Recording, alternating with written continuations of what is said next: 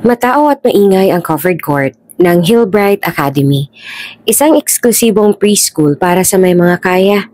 Ngayong araw, puno ang school grounds sa mga pamilyang suot ang kanilang pinakamagandang kasuotan. Palatandaang pinagmamalaki nila ang kanilang estado sa buhay. Sa gitna ng kaganapan, naglalakad si Rolly, isang matandang lalaking may payat na katawan at maliit na mga hakbang.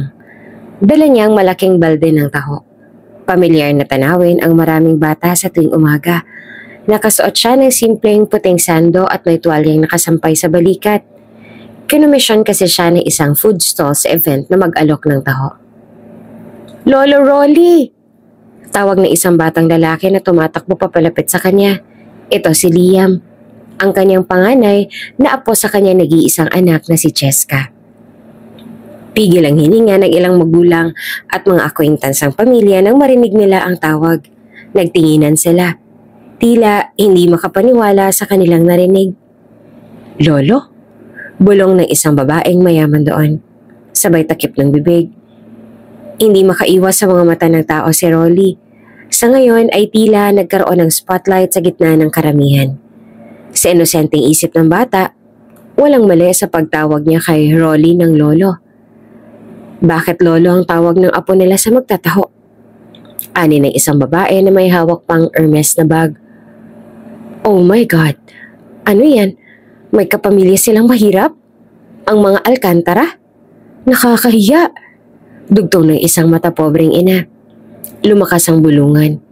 Ang mga matang dati ay nasa programa, ngayon ay nakatutok kay Rolly na hindi na malaman kung saan titingin.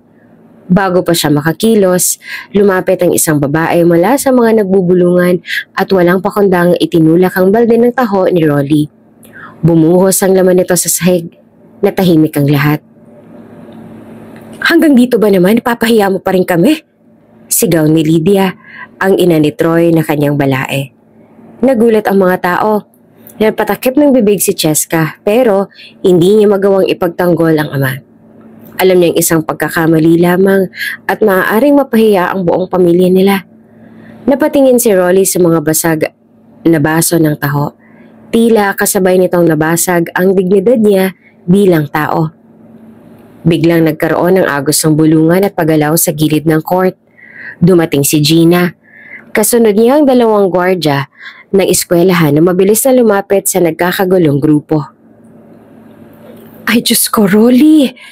Malumanay ngunit puno na pag-aalalang wika ni Gina. Lahat ay natahimik. Bumuntong hininga si Gina at bahagyang ngumiti kay Rolly. "Tara na mahal, hayaan mo sila." Nagulat ang lahat. Lumakas ang bulungan. Bakit may mga kasunod na gwardya si Gina na asawa ng isang hamak na magtataho? Habang tinutulungan siyang lumayo, saglit na napatingin si Rolly kay Cheska na hindi na makatingin pabalik. Kung bago ka pa lang sa channel na ito, Ate Jane TV, huwag kalimutang pindutin ang notification bell and subscribe button. Sana po hindi naman malaking abala sa inyo ang pagpindot ng subscribe button dahil ang kapalit po nito ay ang pagsuporta para makapag-produce ng mga libreng stories sa mga channels ni Ate Jane. Maraming salamat! Maliwanag ang araw at tila may kasamang kakaibang kislap mula sa kalangitan. Sa loob ng isang maliit na bahay na pinagluma na rin ng panahon, masayang inayos ni Rolly ang kanyang balde ng taho. "Gina! Gina!" Tawag ni Rolly habang inihigpitan ng takip ng lalagyan ng arnibal. Lumabas mula sa kusina si Gina. Bit-bit ang isang kaldero ng kaldereta na kasing init ng singaw mula sa kalan. Ang mukha niyang bagamat may bahid na nga ng mga taon ay maaliwalas at laging may dalang ngiti. Lalo na kapag si Rolly ang kausap. "Ano na naman yan? Kanina ka pang excited, Rolly." "Mamayang gabi na, hindi ba? Yung pamamanhikan kina Cheska. Magdala kaya tayo ng taho. Ipapatikim ko yung specialty ko sa pamilya ng fiancé niya. Masarap naman to, siguradong magugustuhan nila." Saglit na nagliwanag ang mata ni Rolly. Tila bata na naglalakad sa parke at excited sa kanyang ibinibida. "Ha? Taho? Sa mamamanhikan?" Tanong ni Gina habang nakataas ang kilay. Bahagya siyang tumawa pero sinikap na huwag insultuhin ang plano ni Rolly dahil mukhang excited talaga ito at nais na ipagmalaki ang gawang taho. Oo, ano namang problema ron? Specialty ko to. Malay mo, 'di ba magustuhan nila? Basta ako, proud ako sa taho ko. Sagot ni Rolly, nangingiti pa. Oo siya, sige, ikaw ang bahala. Damihan mo na lang ihahanda mo kasi baka maraming tao roon. Tugon na lamang ni Gina sa asawa. Habang abala si Rolly sa pag-aayos ng kanyang taho, si Gina naman ay bumalik sa kusina. Nagsimula na siyang magluto ng iba't ibang potahe para dalhin mamaya. Kaldereta, lumpiang Shanghai at paborito ni Rolly na adobo. Sa gitna ng init at amoy ng niluluto, dumating naman si Cheska. Nakasuot ito ng simpleng bestida at may dalang maliit na bag. Ang dami mo namang niluluto, Tita Gina, sabi ni Cheska nang makita ang mga nakahandang sangkap.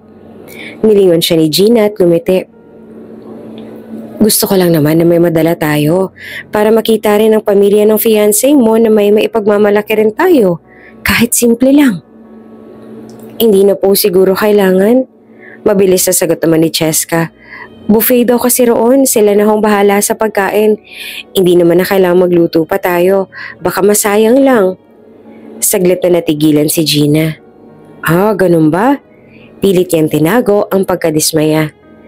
Alam niya sa tono ng boses ni Cheska na hindi siya komportable sa kanya. Hayaan mo na siya, Gina. Sabat pa ni Rolly mula sa pinto. Baka kinakabahan lang yan si Cheska kasi first time niyang mapupunta sa bahay ng fiancé niya. Tumango si Gina. Kahit batid niyang hindi lamang kaba ang dahilan kung bakit ilag sa kanya si Cheska. Bagong asawa lang siya ni Rolly at kahit ilang taon na sila magkasama, ramdam niyang may distansya pa rin sa pagitan nila ni Cheska. Si Cheska, ampo ni Rolly mula pa nung siya'y sanggol. Matagal na magkasama ang mag-ama dahil si Rolly ang nagpalaki sa kanya mula nang masunog ang bahay ampunan kung saan siya naiwan. Walang kumuha noon kay Cheska at dahil kilala ng mga madre si Rolly bilang mabait na magtataho sa kanilang lugar, sa kanya na nila ibinigay ang sanggol. Mula noon nagsumikap si Rolly. Pilit niyang itinaguyod si Cheska kahit mahirap ang buhay at kahit mag-isa lang siya. Nitong nakaraang taon, dumating si Gina sa kanilang buhay. Kahit kailan hindi naging problema kay Cheska na magtataho ang tatay niya. Pero nang dumating si Gina sa buhay ni Rolly, hindi niya maiwasang maramdaman na naaagaw ang espesyal na koneksyon nila. Kinagabihan dumating si Troy sa bahay ni Cheska. May dalang sasakyan ng binata. Isang puting mamahaling SUV na kumikintab sa ilalim ng poste ng ilaw. Tito Rolly, Tita Gina, bati ni Troy nang bumaba sa kotse. May dala pang supot ng pasalubong. Andyan na po si Cheska? Sunduin ko na kayo para hindi tayo mahuli sa dinner. Tumango naman si Rolly.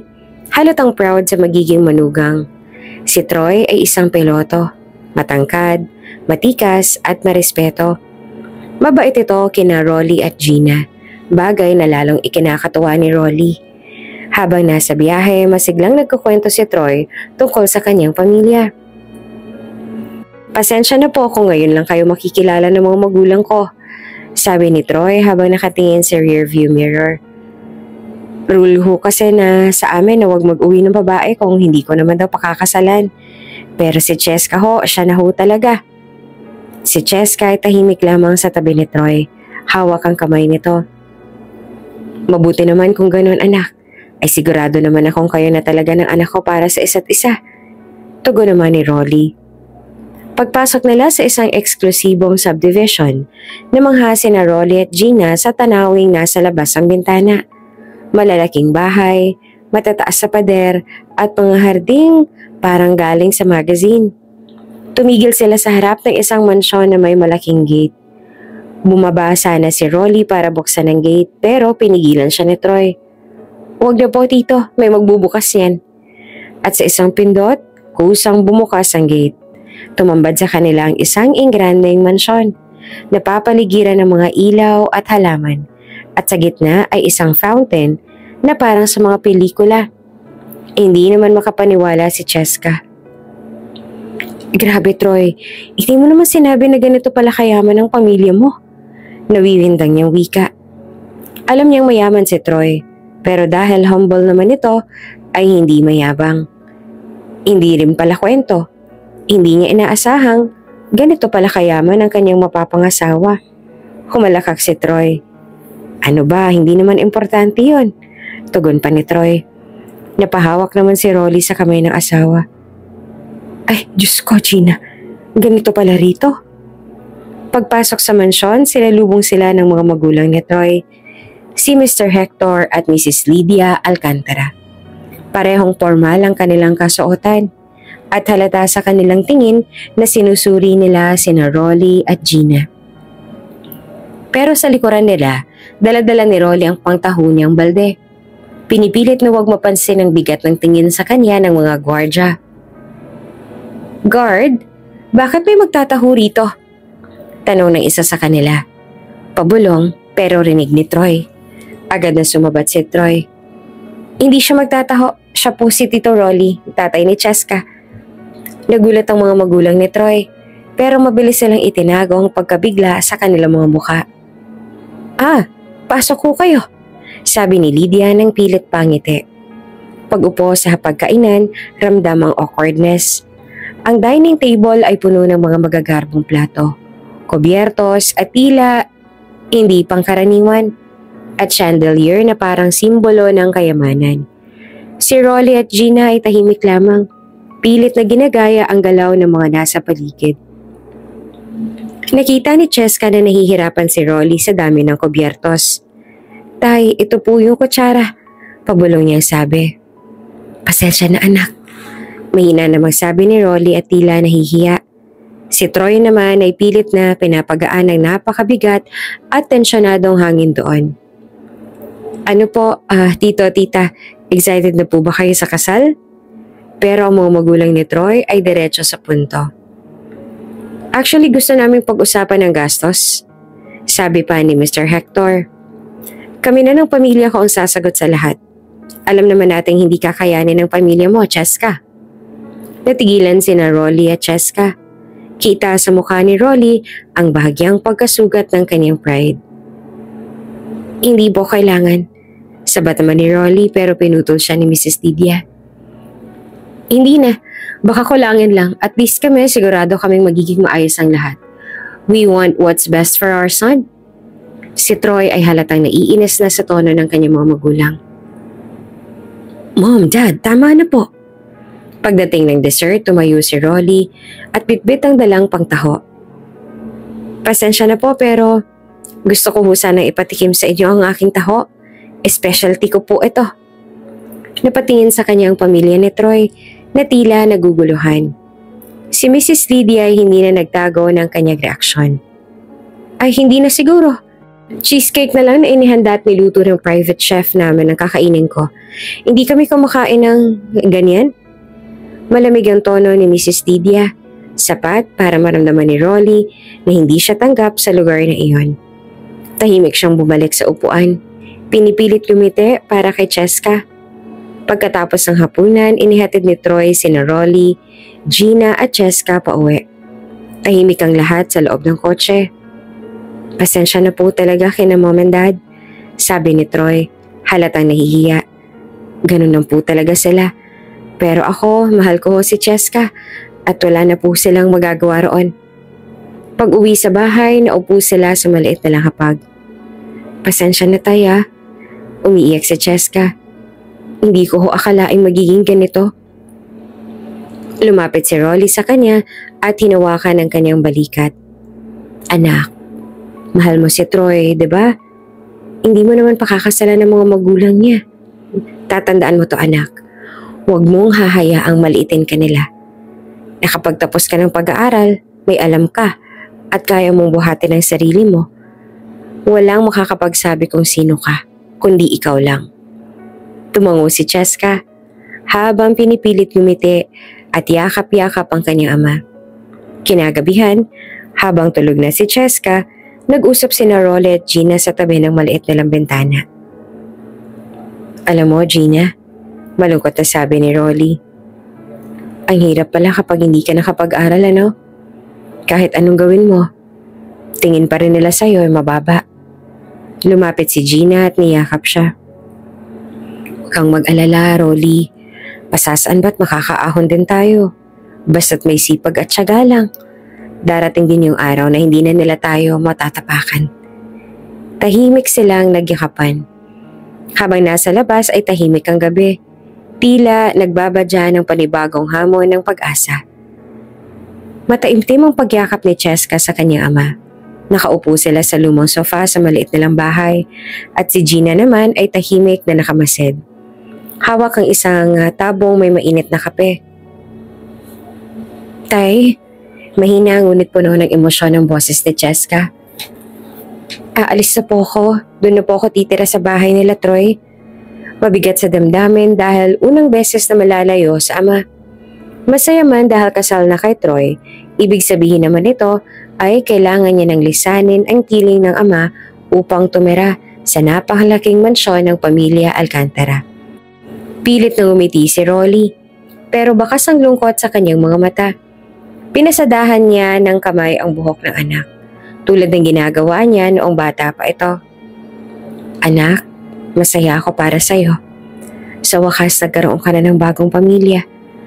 Pero napatigil si Rolly at tila sinisipat ang mga salitang sasabihin. Basta aalagaan mo ang sarili mo roon, ha? At huwag mong pababayaan si Troy. Mahalin at alagaan mo siya. Tumango si Cheska at nagbiro pa. Opo, tay. Huwag po kayo mag-alala. Hindi ko rin po kayo pababayaan. Tumayo siya at lumapit kay Gina. Tita Gina, alagaan niyo po si tatay, ha? Pasensya na kung hindi niya na tinapos ang kanyang sinasabi. Mabilis na itinago ni Gina ang anumang nararamdaman niya. Tumango lamang siya at ngumiti. Oo naman, huwag mong isipin yun. Basta ikaw, maging masaya ka, ha? Nang umalis si Cheska, biglang nagbago ang ritmo ng buhay ni Rolly. Kung dati, halos araw-araw niyang kasama ang anak, ngayon ay si Gina na lamang ang kanyang katuwang. Hindi sanay si Rolly sa katahimikan ng bahay. Ang bawat kanto ay tila nagiiwan ng alaalang magkasama sila noon ni Cheska. Kaya nagdesisyon si Rolly na magpatuloy sa pagtitinda ng taho. Kinabukasan, maaga siyang nagising para maghanda.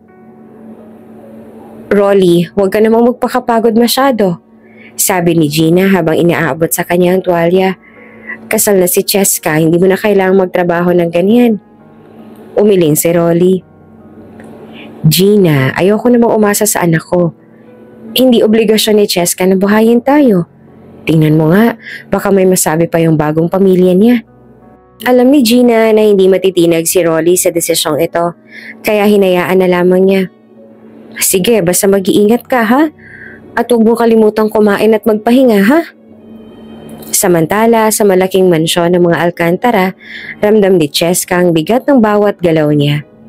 Ang bahay na ito ay puno ng karangyaan, ngunit malamig ang bawat sulok. Isang umaga habang papunta siya sa ospital para sa kanyang duty bilang nurse, hinarang siya ng kanyang biyanang si Mrs. Lydia sa pintuan. Saan ka pupunta? Tanong ni Lydia na may halong pagtataas pa ng kilay. Nagulat naman si Cheska.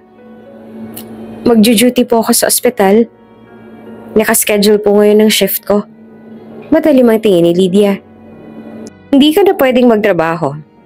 Anong sasabihin ng mga tao kung makita nilang ang asawa ng anak ko ay nagtatrabaho sa pipitsuging pampublikong ospital? Dito ka lang sa bahay. Hindi ka namin ipinapakasal kay Troy para maging nurse sa kung saan-saan. Hindi naman nakapagsalita si Cheska. Alam niyang mahal niya ang trabaho niya. Naging pangarap niya ito upang makatulong sa mga mahihirap. Ngunit ngayon, parang walang halaga ang pangarap na iyon sa harap ng kanyang bagong pamilya. Pagdating ni Troy, nagsumpong si Cheska. Troy, hindi na raw ako pwedeng pumasok. Ayaw na nila na nagtatrabaho ako sa ospital. Malungkot na napubuntong hininga si Troy. Pasensya na, love. Alam mo naman si Mama. Wala akong magagawa. Basta sundin na lang muna natin. Dumaan pa ang napakahabang mga araw. At hindi kalaunan, isang araw, excited si Cheska dahil babalik siya sa kanilang bahay para makita ang kanyang papa. Tumawag siya kay Rolly. Tay, babalik ako mamaya. Sabay tayo maghapunan ha? Ay nako, miss na miss ko na po talaga kayo. Halata ang saya sa tinig ni Rolly. Oh siya anak, magluto ako ng paborito mong tinola. Ngunit hindi nagtagal, nagbago ang lahat. Dumating si Lydia sa silid ni Cheska. Cheska, may business summit mamaya. Kailangan kasama ka at si Troy. Lahat ng miyembro ng pamilya ay nandun. Halos mapaiyak si Cheska. Pero ma, sinabi ko na po kay tatay ko, hindi ka nga pwedeng hindi sumama. Anong sasabihin ng mga tao kung wala ka roon? Malamig na putol ni Lydia. Magiging issue pa yan. Dugtong pa nito. Nang tawagan ni Cheska ang kanyang ama, halos hindi na niya mapigilang mapaluha. Tay, hindi na po ako makakauwi. Pasensya na po talaga. May kailangan kasi kaming puntahan kasama sila Troy. Tahimik na bumuntong hininga si Rolly sa kabilang linya, pero sinikap na maging matatag ang boses. Naiintindihan ko anak, huwag ka mag-alala. Pero ingat ka roon ha. Basta ang mahalaga ay masaya ka. Nang ibaba ang telepono, nakita ni Gina ang lungkot sa mukha ni Rolly. Umupo siya sa tabi nito at hinawakan ang kanyang kamay. Hayaan mo na Rolly, bibisita rin yun. Busy lang siguro. Habang nagwawali si Gina ng hapon ding yun, biglang nag-ring ang kanyang cellphone. Tumambad sa screen ang mga missed calls mula sa isang pamilyar na numero. Nagmamadali siyang sinagot ang tawag. Ano ba? Ilang beses ko nang sinabi na huwag kayong tumawag muna sa akin. Sabi niya at halatang iritado. Pero Ma'am Gina, hindi na pinatapos si Gina nasa kabilang linya. Huwag nga kayong makulit. Bahala na kayo sa buhay niyo. Hindi niya napansin na nakamasid si Rolly sa kanya. Sino yan, Gina? Tanong ni Rolly na may halong pagtataka. Nagulat pa si Gina pero mabilis siya nakabawi. Wala yun. Mga scam lang. Kung ano-ano naman ang binibenta. Akala yata'y madali ako mauto porket matanda na. Tumango si Rolly. Pero bakas ang kaunting pagdududa sa kanyang mukha. Kinagabihan, hindi naubos si Rolly ang mga tinda niyang taho. Pag-uwi, bumagsak siya sa kanyang upuan. Hawak ang balde. Mukhang wala nang may gusto ng taho ko, Gina. Sabi ni Rolly at pilit na tumatawa. Lumapit si Gina at inalok siya ng kutsara. Sige, tayo na lang kumain. Baka gusto mo, isama ko rin yung taho sa hapunan. Tumawa si Rolly. Hindi ka pa ba nagsasawa sa taho ko? Nagbiro si Gina. Paano ba naman? Diyan na nga ako na in love sa'yo, diba? Sa taho mong espesyal. Natigilan si Rolly. Nakangiti. Sa gitna ng kanilang biruan, naramdaman niyang kahit papaano ay may kasiyahan pa rin sa kanilang maliit na mundo. Sa kalagitnaan ng kanilang pag-uusap, biglang nagtanong si Rolly. Gina, kailan mo ba ako ipapakilala sa inyo? Lagi mong sinasabi na taga Sorsogon ka. Pero hanggang ngayon, ni anino ng pamilya mo hindi ko pa rin naman nakikita. Sandaling natigilan si Gina pero mabilis na nagdahilan. Wala na akong pamilya, Rolly. Sinabi ko na yan sa'yo noon pa. Sige na, magdidilim na. Luluto na lang ako ng hapunan natin at baka 10 oras pa tayo ng gabi makakain yan. Tumayo na si Gina. Iniwan si Rolly na nag-iisip. Sa kanyang isipan, parang may mga tanong na bumabalik-balik. Ngunit pinili niyang manahimik. Patuloy ang mga araw na puno ng tahimik na pagpapahiya mula sa pamilya ni Troy laban kay Rolly. Tuwing dumadalaw siya sa malaking mansyon para makita si Cheska, hindi maikakailang malamig na pagtanggap sa kanya. Isang araw dumating si Rolly sa bahay ng mag-asawa. Nakangiti pa siya habang daladala ang isang supot ng prutas at ilang pandesal na espesyal niyang binili para kay Cheska. Ngunit pagpasok niya sa sala, narinig niyang bulungan ng mga bisita ng pamilya ni Troy. Sino yan? Parang magtataho. Bulong ng isa sa mga bisita habang nakatingin kay Rolly, mula ulo hanggang paa. Tatay yata ni Cheska, sagot naman ng isa.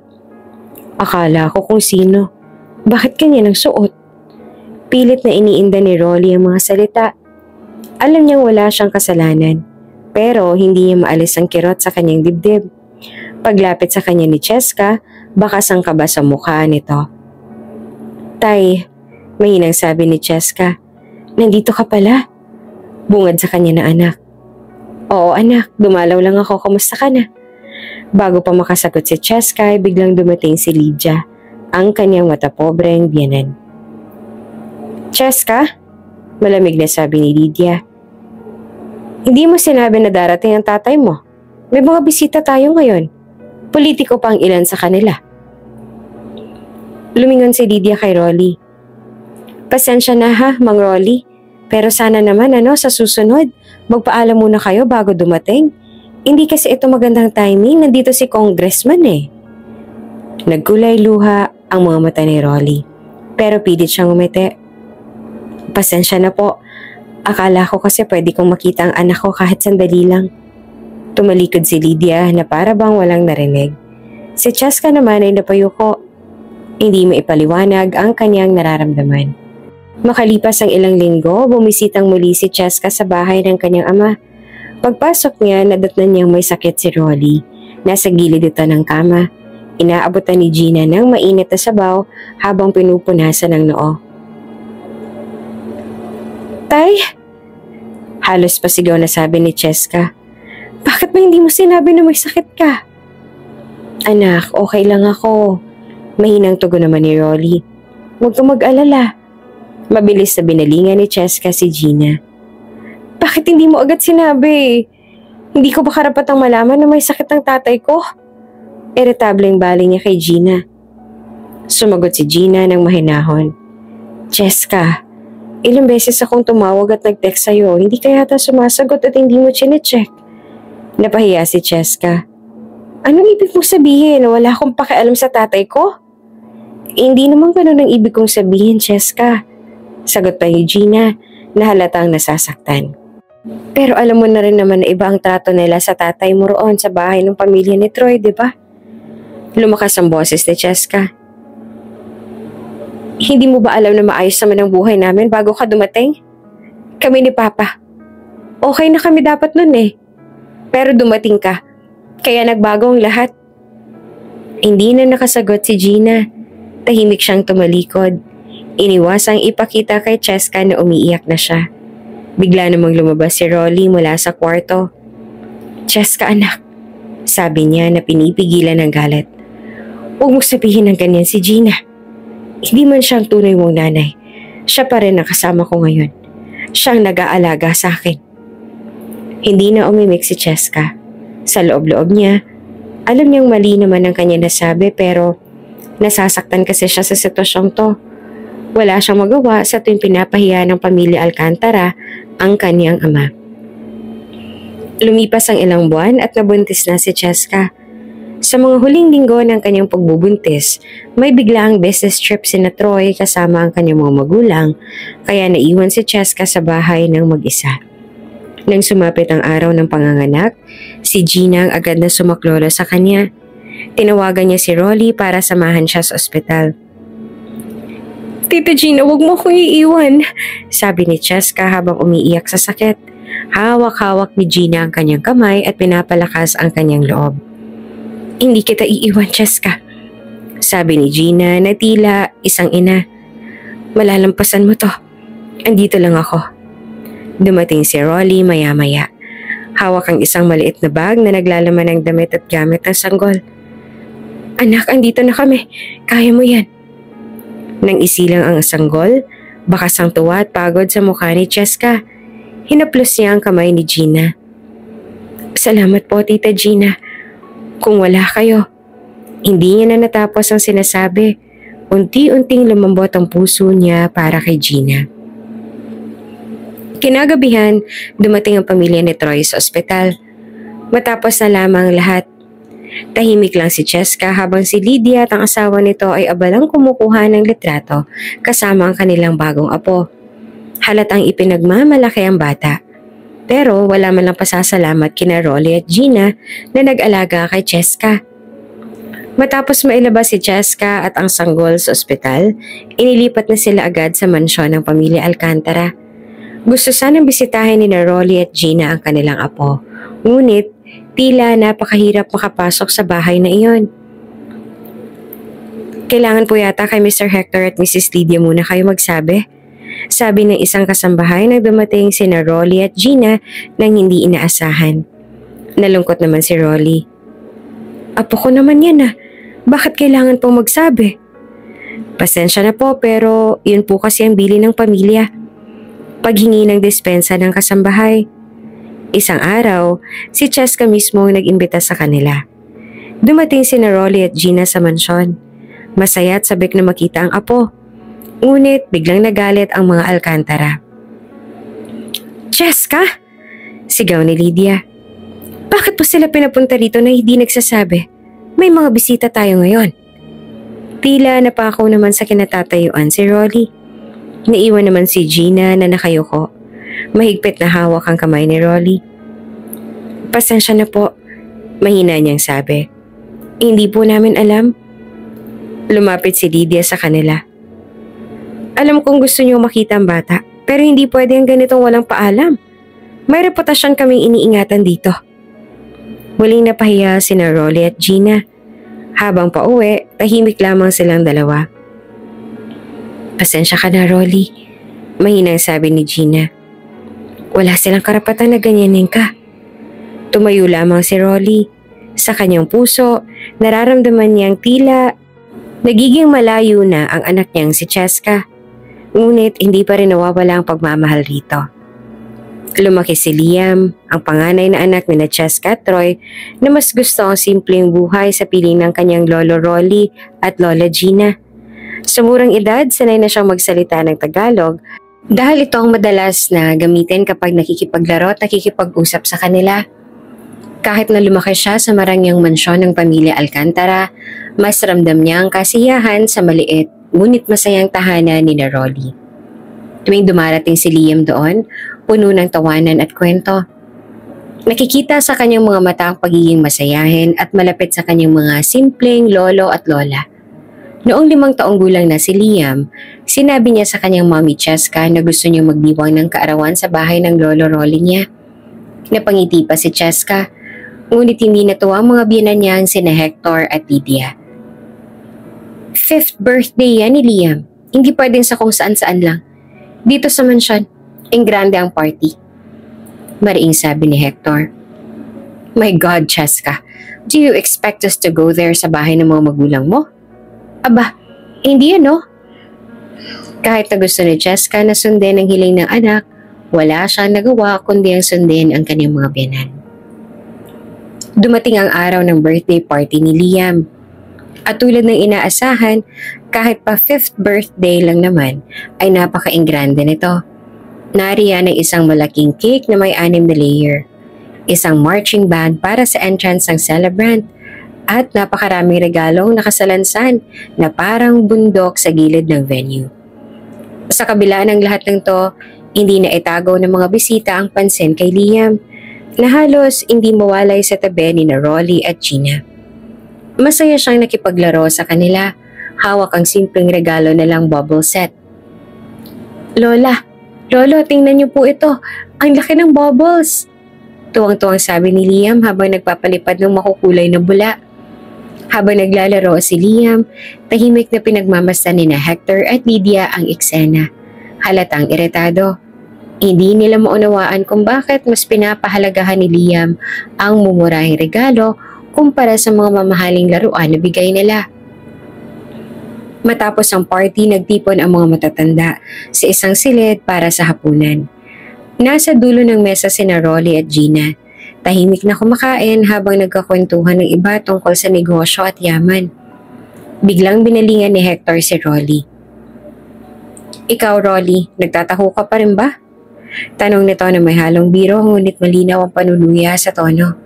Napatingin si Rolly sa kanya. Hindi alam kung paanong sasagot. Hindi ko ma-imagine na ganyan ang buhay namin kung kami nasa sitwasyon mo. Dugtong naman ni Lydia. Ang hirap siguro ng buhay kapag walang financial security. Hindi naman kumibo sina Rolly at Gina. Tumawa lang ang iba. Hindi na alintana ang hiya sa mukha ng mag-asawa. Nagpatuloy pa si Hector sa kanyang pagbibida. Alam mo Rolly, iba talaga kapag nakapag-expand ang negosyo. Actually, inaasikaso namin ang partnership namin kay Madam Mondragon. Yung pinakamayaman yun sa buong bansa. At kapag natuloy yun, wala na makakapantay sa pamilya namin. Si Cheska na kanina pang tahimik ay hindi na rin nakapagtimpe. Tumayo siya at in-excuse ang kanyang ama at si Gina. Alika na tay, Tita Gina. Tayo naman po magbabonding. Kinuha ni Cheska ang kotse at dinala ang dalawa sa paborito nilang fast food chain. Sa simpleng lugar na iyon, tila bumalik ang dati nilang samahan. Pasensya na po sa in-laws ko ha, tay. Sabi ni Cheska habang kumakain ng fries. Ganun talaga sila eh. Pero hindi ibig sabihin nun ay nakalimutan ko na kayo at kinakahiya ha. Ngumiti naman si Rolly. Okay lang yan anak. Basta ba't masaya ka at si Liam, ayos lang ako. Ayos lang kami ng Tita Gina mo. Bigla naman napangiti si Cheska at tila may iniisip. May good news ako sa inyo, sabi niya. Buntis ulit ako. Nanlaki naman ang mga mata ni na Rolly at Gina. Talaga ba anak? Naku, ang gandang balita niyan. Nagyakapan pa silang tatlo. Dama ang init ng pagmamahalan sa gitna ng kanilang simpleng kainan. Masayang masaya para sa panibagong yugto ng buhay ni Cheska. Pagkatapos ng masayang gabi, ihahatid na sana ni Cheska sina Rolly at Gina. Sa may kotse, biglang hinawakan ni Cheska ang braso ni Gina. Tita Gina, sabi niya, halos maiyak. Salamat sa pag-aalaga kay tatay ha. Hindi ko alam kung paano ko kayo mababayaran. Huwag mong alalahanin yon, Cheska. Ang mahalaga ay masaya ang tatay mo.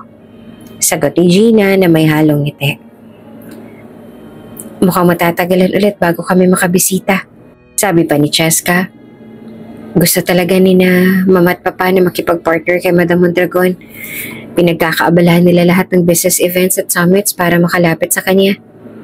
Ganun ba? Sagot ni Gina at pilit na itinatago ang nararamdaman. Huwag ka mag-alala. Andito lang ako para sa tatay mo. Pagkaalis ni Cheska, naiwan si Gina sa bahay. Tahimik na nililigpit ang mga gamit.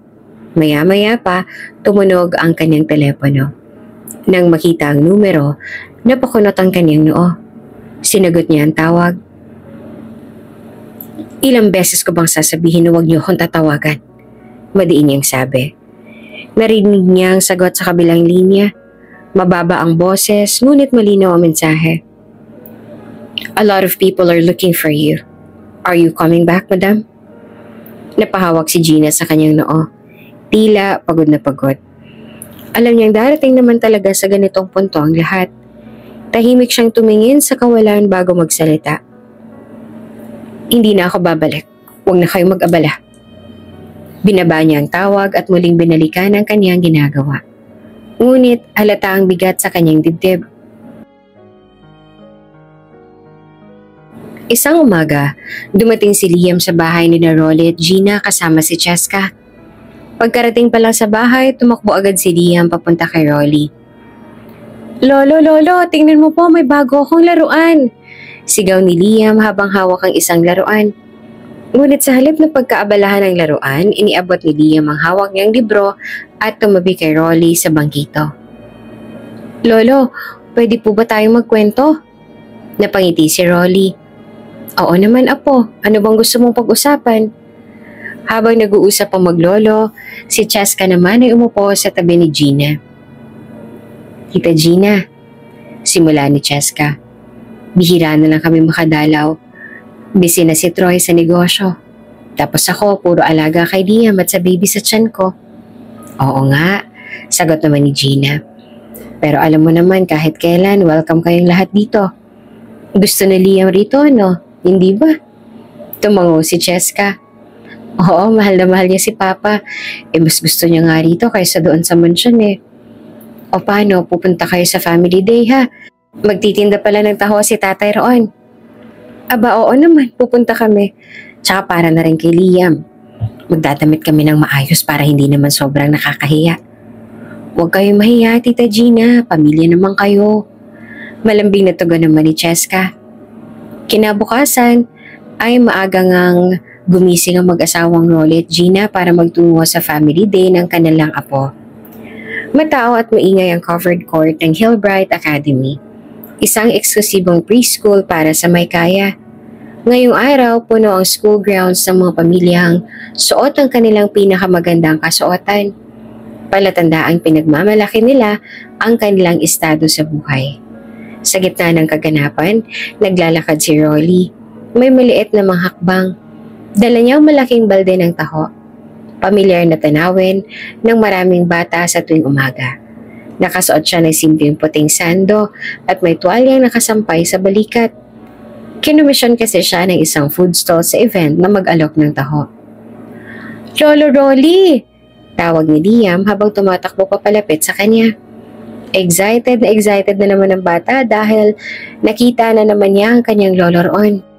"Hello, apo. Gusto mo ba ng taho?" Magiliw na salubong ni Rolly sa bata. Tumangot, tumalon-talon pa nga si Liam habang paulit-ulit na binibigas ang salitang taho. Pigil naman ang hininga ng ilang magulang at mga acquaintance ng pamilya nang marinig nila ang tawag. Nagtinginan sila. Tila hindi makapaniwala sa kanilang narinig. "Lolo?" Bulong ng isang babaeng mayaman doon. Sabay takip ng bibig. "Oh my God! That's Liam's lolo? Unbelievable!" Hindi naman makapaniwala ang dugtong naman ng isa. Hindi iyon nakaligtas sa pandinig ni Rolly. Hindi makaiwas sa mata ng tao si Rolly, na ngayon ay tila nagkakaroon ng spotlight sa gitna ng karamihan. Sa inosenteng isip ng bata, walang mali sa pagtawag niya kay Rolly ng lolo. Lagi naman itong nasasalubong sa pagpasok niya sa school, bumabati tuwing umaga, at nagdadala ng taho tuwing gusto niya. "Bakit lolong tawag ng apo nila sa magtataho?" Ani ng isang babae na may hawak pang Hermes na bag. "Diyos ko, ano yan? May kamag-anak silang mahirap? Ang mga Alcantara? Nako, nakakahiya naman." Dugtong ng isa pang matapobreng ina. Lumakas pa ang bulungan. Ang mga matang dati ay nasa programa, ngayon ay nakatutok na kay Rolly, na hindi malaman kung saan titingin. Bago pa siyang makakilos, lumapit ang isang babae mula sa nagbubulungan at walang pakundangang itinulak ang balde ng taho ni Rolly. Bumuhos ang laman nito sa sahig at tumigil ang lahat ng ingay. Narinig ni Hector at Lydia ang mga bulong-bulungan. Abala sila noon sa pakikipag-usap sa mga amigos at amigas na naroon din sa family day. Nang marinig nilang pinag-uusapan na sila at pinagtitinginan pa. "What is going on?" Puno ng pagtatakang tanong ni Lydia. Ma'am, andyan po palang mga magulang ni Ma'am Cheska. Nagbibenta ng taho." Sagot ng isang yaya na kasama nila. Nagpantig ang tenga ni Lydia sa kanyang nalaman. Leche talagang Rolly at Gina na yan. Iritable niyang wika at saka nagpunta sa kinaroroonan ni Rolly. "Hanggang dito ba naman, papahiya mo pa rin kami?" Sigaw ni Lydia na makita si Rolly. Lalo lamang siyang nainis nang makitang bit-bit niya nito ang kanyang tinitindang taho. Inis na inis si Lydia at tinulak pa ang lalagyan ng taho, dahilan upang matapon ang mga laman nito. "Nakakahiya talaga kayo." Nagulat ang mga tao. Napatakip ng bibig si Cheska na tinakbuhan ni Liam nang magkaroon ng gulo. Pero hindi niya magawang ipagtanggol ang ama. Alam niya isang pagkakamali lamang at maaaring mapahiya ang buong pamilya nila. Kaya kahit gustong-gusto niyang lapitan ng ama, napapikit na lamang siya ng mariin. Napatingin si Rolly sa mga basag-basag na baso ng taho. Tila kasabay nitong nabasag ang dignidad niya bilang tao. "Nandito lang naman ako para sa apo ko. Wala naman akong ginagawang masama." Depensa pa ni Rolly sa sarili. Nakakahiya. Don't you understand? Family day ito. Isang exclusive event. Kanina pa kami pinagtitinginan ng mga tao nang dahil sa inyo. Iritableng hiyaw pa ni Lydia. Bigla namang nagkaroon ng agos ng bulungan at paggalaw sa gilid ng court. Dumating si Gina. Kasunod niya ang 2 gwardya ng eskwelahan na mabilis na lumapit sa nagkakagulong grupo. Diyos ko, Rolly! Malumanay ngunit puno ng pag-aalalang wika ni Gina. Lahat ay natahimik. Lumapit si Gina kay Rolly at tinapik ang kanyang balikat. At saka inalalayan nito palayo sa gulo. Ano bang nangyari? Nag-aalala niyang dugtong. Wala eh. Natapon ng mga taho. Bumuntong hininga si Gina at bahagyang umiti kay Rolly upang kahit papaano ay gumaan ang loob nito. Tara na, mahal. Hayaan mo sila. Nagulat ang lahat. Lumakas ang bulungan nang makitang may mga kasunod na gwardya si Gina na asawa ng isang hamak na magtataho. Habang tinutulungan siyang tumayo, saglit na napatingin si Rolly kay Cheska na hindi naman makatingin pabalik. Bakit may mga gwardya, mahal? Kunot na ang tanong ni Rolly. Excuse me, hindi niyo ba nakikilala kung sino ako? Reklamo ni Lydia. Pasensya na, ma'am. Family event po ito at ipinag-utos ng admin na bawal lang ng gugulo. At ako pa ngayon ang nanggugulo. Iyan ang paalisin ninyo, ang mga squatter na yan. Gigil na hiyaw ni Lydia habang itinuturo sina Rolly at Gina. Ibinaling ni Gina ang atensyon kay Rolly. Hindi ko rin alam, mahal. Baka nga bawal talaga rito ang komisyon. Alam mo na, may mga bata. Simpleng tugon niya. Dahil napahiya na at pinaalis, wala nang nagawa si Lydia at Hector kundi ang lisanin ng family day dahil mainit na rin ang tinginan at bulungan ng mga pamilya roon sa kanila. Masamang imahe at reputasyon na kung sakaling matagal pa sila roon. Tatay, pasensya ka na ha. Naiiyak na wika ni Cheska nang makalapit sa ama. Tinapik lang ni Rolly ang balikat nito. Hindi rin tumagal sa pakikipag-usap si Cheska dahil kailangan na rin nilang sumunod kina Lydia. Umuwi na tayo, mahal ko. Alok ni Gina. Si Rolly naman ay malungkot na nilinis ang kanyang natapon na taho. Hindi ko talaga alam bakit mainit ang dugo nila sa akin. Naaawa ko sa sarili ko. Pero mas naaawa ko kay Cheska. Alam naman niyang ayaw niyang nasasaktan ng tatay niya, pero wala rin siyang magawa. Kung ganito ang turing sa akin ng pamilya ni Troy, paano pa kaya sa kanya? Malungkot na wika ni Rolly. Mistulang naninikip ang dibdib. Walang nagawa si Gina kundi ang pagmasta na lamang ang asawa. Alam niyang kahit ano ang sabihin niya ay hindi basta-basta gagaan ang loob ni Rolly. Lalo na at labis pa itong nag-aalala para sa kalagayan ng kanyang anak at mga apo. Pagkatapos ng insidente sa family day, tahimik ang biyahe pa uwi ng pamilya Alcantara. Si Cheska ay nakayuko lamang habang tahimik na pinabantayan si Liam na tila walang pakialam sa nangyayari at masaya pang naglalaro ng paborito niyang laruan. Ngunit ang katahimikan sa loob ng sasakyan ay unti-unting napuno ng tensyon habang papalapit sila sa mansyon. Pagkarating sa loob ng kanilang malaki at marangyang sala, agad na nagsimula si Lydia. Hindi ko na talaga kaya, Cheska. Kailan ka ba matututo, ha? Hindi mo ba naiintindihan kung gaanong kahalagang reputasyon ng pamilya namin? Sigaw ni Lydia habang naglalakad pabalik-balik. Hawak ang baso ng alak na hindi man lang tinitikman. Mama, wala naman silang ginagawang masama. Mahinang depensa naman ni Cheska. Nangingilid ang luha habang hawak-hawak ang mga kamay. Wala. Cheska, ang tatay mo nagtitinda ng taho sa event kung saan naroon ang pinakamayamang pamilya rito sa lugar. Pinagtatawanan tayo ng lahat.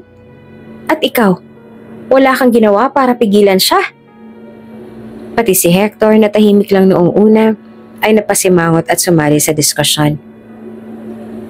Cheska, dapat mong maintindihan na bilang bahagi ng pamilyang ito, may inaasahan sa iyo. Ang kahinaan mo at ng pamilya mo ay nagiging kahinaan ng buong pamilya namin. Gusto ba nating masira ang negosyong pinaghirapan namin dahil sa kahihiyan na to? Malamig niyang sabi.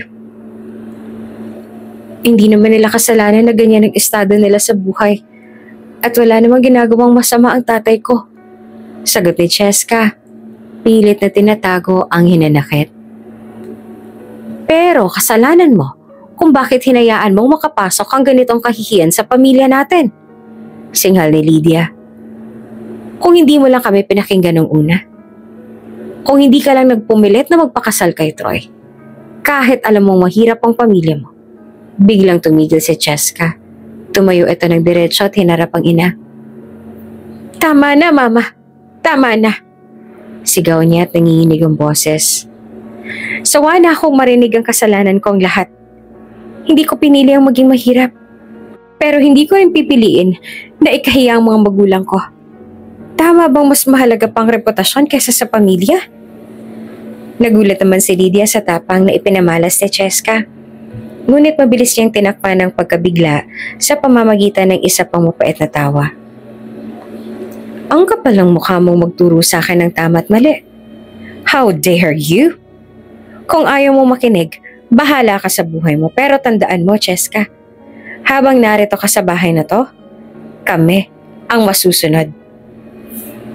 Habang nagsisigawan ng dalawa, tahimik na umakyat si Troy. Hawak si Liam, wala siyang magawa kundi ilayo ang anak sa gulo. Kahit siya mismo ay nahihirapan sa gitna ng tensyon sa pamilya. Nang mapag-isa si Cheska sa kanilang kwarto, napahagulhol siya ng iyak. Pilit niyang iniisip kung paanong maipapaliwanag sa kanyang mga magulang na ang simpleng pagmamahal sa kanyang pamilya ay hindi dapat maging kahihiyan. Sa kabilang banda, si Troy ay tahimik lamang na nakatayo sa may pintuan. Pinagmamasdan ng asawa. Sa huli, nilapitan niya ito at hinawakan ng balikat. Sorry, Cheska. Mahinang sabi niya. Sorry na wala ako nagawa para ipagtanggol ka at ang pamilya mo. Tumango lamang si Cheska, pinahid ang luha at niyakap si Troy. Sa mga sandaling yon, alam nilang kailangan nilang magkaisa. Hindi lamang para sa kanilang mga anak, kundi para na rin sa mga taong mahal nila. Lalo na kina Rolly at Gina, na sa kabila ng lahat ay walang ibang hinangad kundi ang kanilang kaligayahan. Isang gabi, habang nagdi-dinner ang pamilya Alcantara sa kanilang marangyang dining room, biglang naglabas ng bagong utos si Lydia. Cheska, simula ngayon, bawal ka nang pumunta sa bahay ng tatay mo. Pati si Liam, hindi na tayo pwedeng magkaroon ng anumang ugnayan sa kanila. Mariin niyang sabi habang nilagyan ng wine ang baso niya. Nagulat naman si Cheska at napatingin kay Troy na nananatili namang tahimik. Ano? Bakit naman, Ma? Tanong ni Cheska, hindi ito makapaniwala. Simple lang, sagot ni Lydia, puno ng kasiguruhan. Kung gusto natin na makipag-partner kay Madam Mondragon, kailangan niyong maging maingat. Hindi tayo pwedeng magpahamak ng kahit anong kahihiyan. Paano kung may makakita sa inyo roon? Ang mga koneksyon natin ay laging nag-o-observe sa bawat kilos ng pamilya. Hindi tayo pwedeng mapahiya. Pero Mama, protesta ni Cheska, nangingilid ang luha. Tatay ko ho siya. Anak nila ako. Hindi ko naman pwede na itakwil sila ng dahil lamang sa gusto niyo ng negosyo. Hindi ito tungkol sa pagtakwil, sabi ni Hector. Tungkol ito sa pagsisiguro ng kinabukasan ng pamilya natin. Si Liam, ang magiging anak mo. Kailangan nilang maprotektahan mula sa anumang maaaring makasira sa pangalan natin. You married into this family, Cheska. You should know kung saan ka lulugar. Napailing si Cheska. Hindi siya makapaniwala sa iniisip ng kanyang mga in-laws. Ma'am? Dad, sobra naman yatang hinihiling niyo kay Cheska. Paano naman si Liam? Pagsingit ni Troy habang nakahawak sa kamay ng asawa. Ang kuya mo, Troy, laging sumusunod sa lahat. Huwag kang umangal kung gusto mong hindi mawala ang posisyon mo sa negosyo. Seryosong tugon naman ni Hector. Dahilan upang mapatahimik si Troy. Kinagabihan, tumawag si Cheska kay Rolly gamit ang kanyang cellphone habang nasa kwarto niya. Tay, pasensya ka na kung hindi mo na kami makakadalaw ni Liam. Nanginginig ang boses ni Cheska. Ayoko ho sanang sabihin pero ayaw kasi ni na mama at papa na pumunta kami sa inyo. Ang sabi nila, nakakahiya raw kung may makakakita. Sandaling hindi nagsalita si Rolly. Ngunit ramdam ni Cheska ang bigat ng bawat hininga nito. Anak, mahinang sabi ni Rolly. Pilit na nagpapakalma. Naiintindihan ko pero sana kahit papaano ay magkausap pa rin tayo. Si Liam, gustong gusto ko siyang makita. Oo naman tay, tatawag kami palagi, promise. At gagawin ko ho ng paraan na makadalaw kami. Sagot pa ni Cheska. Pilit ay tinatago ang lungkot sa kanyang boses. Pagkatapos ng tawag, naupo si Rolly sa lumang upuan sa sala. Tahimik na pinipigil ang kanyang mga luha. Lumapit si Gina, inilagay ang kamay sa kanyang balikat at pilit na pinapagaan ang loob nito. Mahal, hayaan mo na muna. Ang mahalaga hindi sila nakalimot sa atin. Sabi ni Gina, kahit siya mismo ay may sakit din sa kalooban. Noong mapag-isa si Gina sa kanilang maliit na kwarto, muling nag-ring ang kanyang cellphone. Sa screen ang numerong palaging tumatawag sa kanya, ang sekretarya niya mula sa nakaraan. Sa wakas sinagot niya na to. Hello madam, agad na bati ng sekretarya. It's good to finally hear from you again. Anong kailangan mo? Malamig na tanong ni Gina. Ngunit alam niyang hindi ito tungkol sa simpleng pag-uusap. Madam, marami ho naghahanap sa inyo. Ilang taon na kayo nawala. At ngayon mukhang may mga kumpanyang gusto makipag-partner. Kabilang ng pamilya Alcantara. Ulat ng sekretarya. Sandali naman natahimik si Gina. Ngunit pagkatapos ay tumikim siya. Puno ng determinasyon. Ayoko ng partnership sa kahit sino. Pero siguraduhin mong magmumukhang interesado tayo. Hayaan mo silang umasa. Lalo na ang mga Alcantara. Utos niya.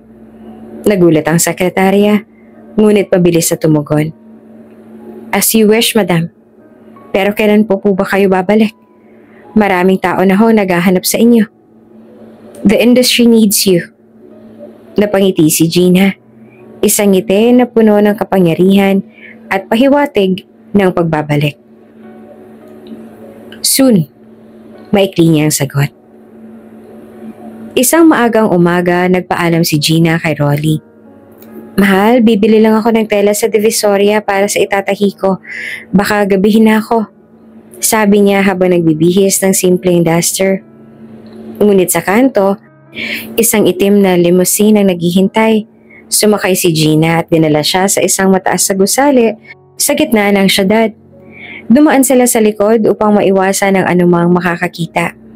Pagkarating niya sa kanyang opisina, lumapit ang sekretarya at iniabot ang mga dokumentong kailangan niyang pag-aralan. Habang nagmamasid si Gina sa floor-to-ceiling na bintana, napansin niya ang isang grupo sa baba ng gusali, sina Lydia at Hector, hawak ang mga proposal. Tila nagmamadaling pumasok. Napangiti si Gina habang humihigop ng kape. Oops! May break muna! Gusto mo bang ma-shoutout dito sa channel ni Ate Jane? Mag-comment lang ng lesson you learned from the latest story uploaded. Dahil pipili kami ng isang best comment of the day para i-shoutout sa susunod na upload. Kaya huwag kalimutang mag-iwan ng lesson you learned after you watch this video. Maraming salamat! Shoutout nga pala kay Lorna Sarmiento from Malta, Europe. Maraming salamat sa pakikinig. Hanggang sa muli. Interesting, bulong niya. Habang abala si Gina sa kanyang opisina sa taas ng isang marangyang gusali, inihatid ng kanyang sekretarya ang pinakabagong ulat tungkol sa mga Alcantara. Madam, mukhang mas tumitindi ang kanilang pagsusumikap na makipag-partner sa inyo. Ulat ng sekretarya. Nagpadala sila ng maraming proposal at napansin din namin na sinusubukan nilang suhulan ng acting CEO. Napakunot ang noo ni Gina. Hindi na siya nagulat. Ngunit hindi niya inaasahan ang ganito. Ganito palang kagarapal ang mga Alcantara. Ganun ba? Mabuti na lang at napansin mo kaagad. Malamig niyang sabi, habang binabasa ang mga dokumento. Madam, dapat po natin kumilos agad. Kung makukumbinsi nila ang acting CEO, baka magdesisyon siya nang hindi na tayo kinukonsulta. Isang mahinang tawa naman ang pinakawalan ni Gina bago tumingin sa kanyang sekretarya. Ilabas ang notice.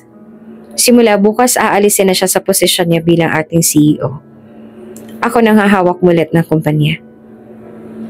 Pero, hindi sasabihin na babalik ako because I will continue working from afar. Ayoko lang na mawala ang mga pinaghirapan ko dahil sa mga maling tao. Kinabukasan, nagulantang ang bundo ng negosyo nang lumabas ang opisyal na pahayag ng Mondragon Group. Ang acting CEO ay opisyal nang wala sa pwesto at sinasabing mismo si Madam Mondragon ay mukhang babalik na sa posisyon. Nakarating ang balita sa pamilya Alcantara. Agad na tumayo si Lydia mula sa sofa nang mabasa ang balita sa kanyang tablet. What? Pero paano ng partnership? Galit niyang tanong kay Hector. Akala ko ba may paraan na tayo para makumbinsi ang acting CEO? Iiling-iling si Hector. Wala na. Kung si Madam Mondragon na mismo ang hahawak, malabo na tayo makapasok. Hindi natin siya kilala, Lydia. Hindi natin alam kung paano siya kukumbinsihin. We do not even know what she looks like. Nanlilisik ang mga mata ni Lydia. Then find her. Alam niyo kung nasan siya. Hindi pwedeng basta na lang natin siyang pabayaan. Ang daming nakaasa sa negosyong to. Mula sa araw na yon, naging routine na ni Gina ang palihim na pagpunta sa kanyang kumpanya. Sa umaga, nagpapaalam siya kay Rolly na pupunta lamang siya upang mamili ng tela. Ngunit ang totoo, sumasakay siya sa isang limousine na naghihintay sa kanto upang dalhin siya sa kanyang opisina. Sa likod ng isang granteng gusali, umakyat siya sa elevator na diretsyong pumapasok sa kanyang private office. Mula sa glass windows ng opisina, kitang-kita niya ang buong syudad. Sa bawat sulok ng opisina, ramdam ang karangyaan. Mula sa mga mamahaling obra hanggang sa mga antigong gamit. Ang sekretarya niyang nagbibigay ng updates tungkol sa lahat ng aspeto ng negosyo. Mula sa mga international schools sa pagmamay-ari niya, kabilang na ang Hillbright Academy kung saan nag-aaral si Liam, hanggang sa kanyang mga hotels, resorts, construction companies, at iba pang mga negosyo. Isang gabi, habang naghahaponan sina Gina at Rolly, napansin ni Rolly ang kakaibang ayos ni Gina. Bagaman simple lang ang damit na suot nito, halatang ang kaayusan ng kanyang buhok at ang bahagyang makeup sa kanyang mukha. Namili ka ng tela pero bakit parang ayos na ayos ka? Tanong ni Rolly, puno ng pagtataka. Bahagyang napatingin si Gina sa kanya, ngunit mabilis itong humiti. Minsan kasi mahal, nakakahiyang lumabas ng hindi malang maayos ang itsura. Alam mo naman, ang daming tao sa Divisoria. Napabuntong hininga pa si Rolly, ngunit halata sa mga mata niya na may duda siya. Tapatin mo nga ako, Gina. Saan ka ba talaga pumupunta? Parang ang dami mo yatang sikreto sa akin. May hindi ba ako nalalaman? Saglit na tumahimik si Gina. Tila pinipigilan ng sariling sabihin ng totoo. Wala akong tinatago, Rolly. Sagot niya nang may pilit na ngiti. Namimili lang talaga ako.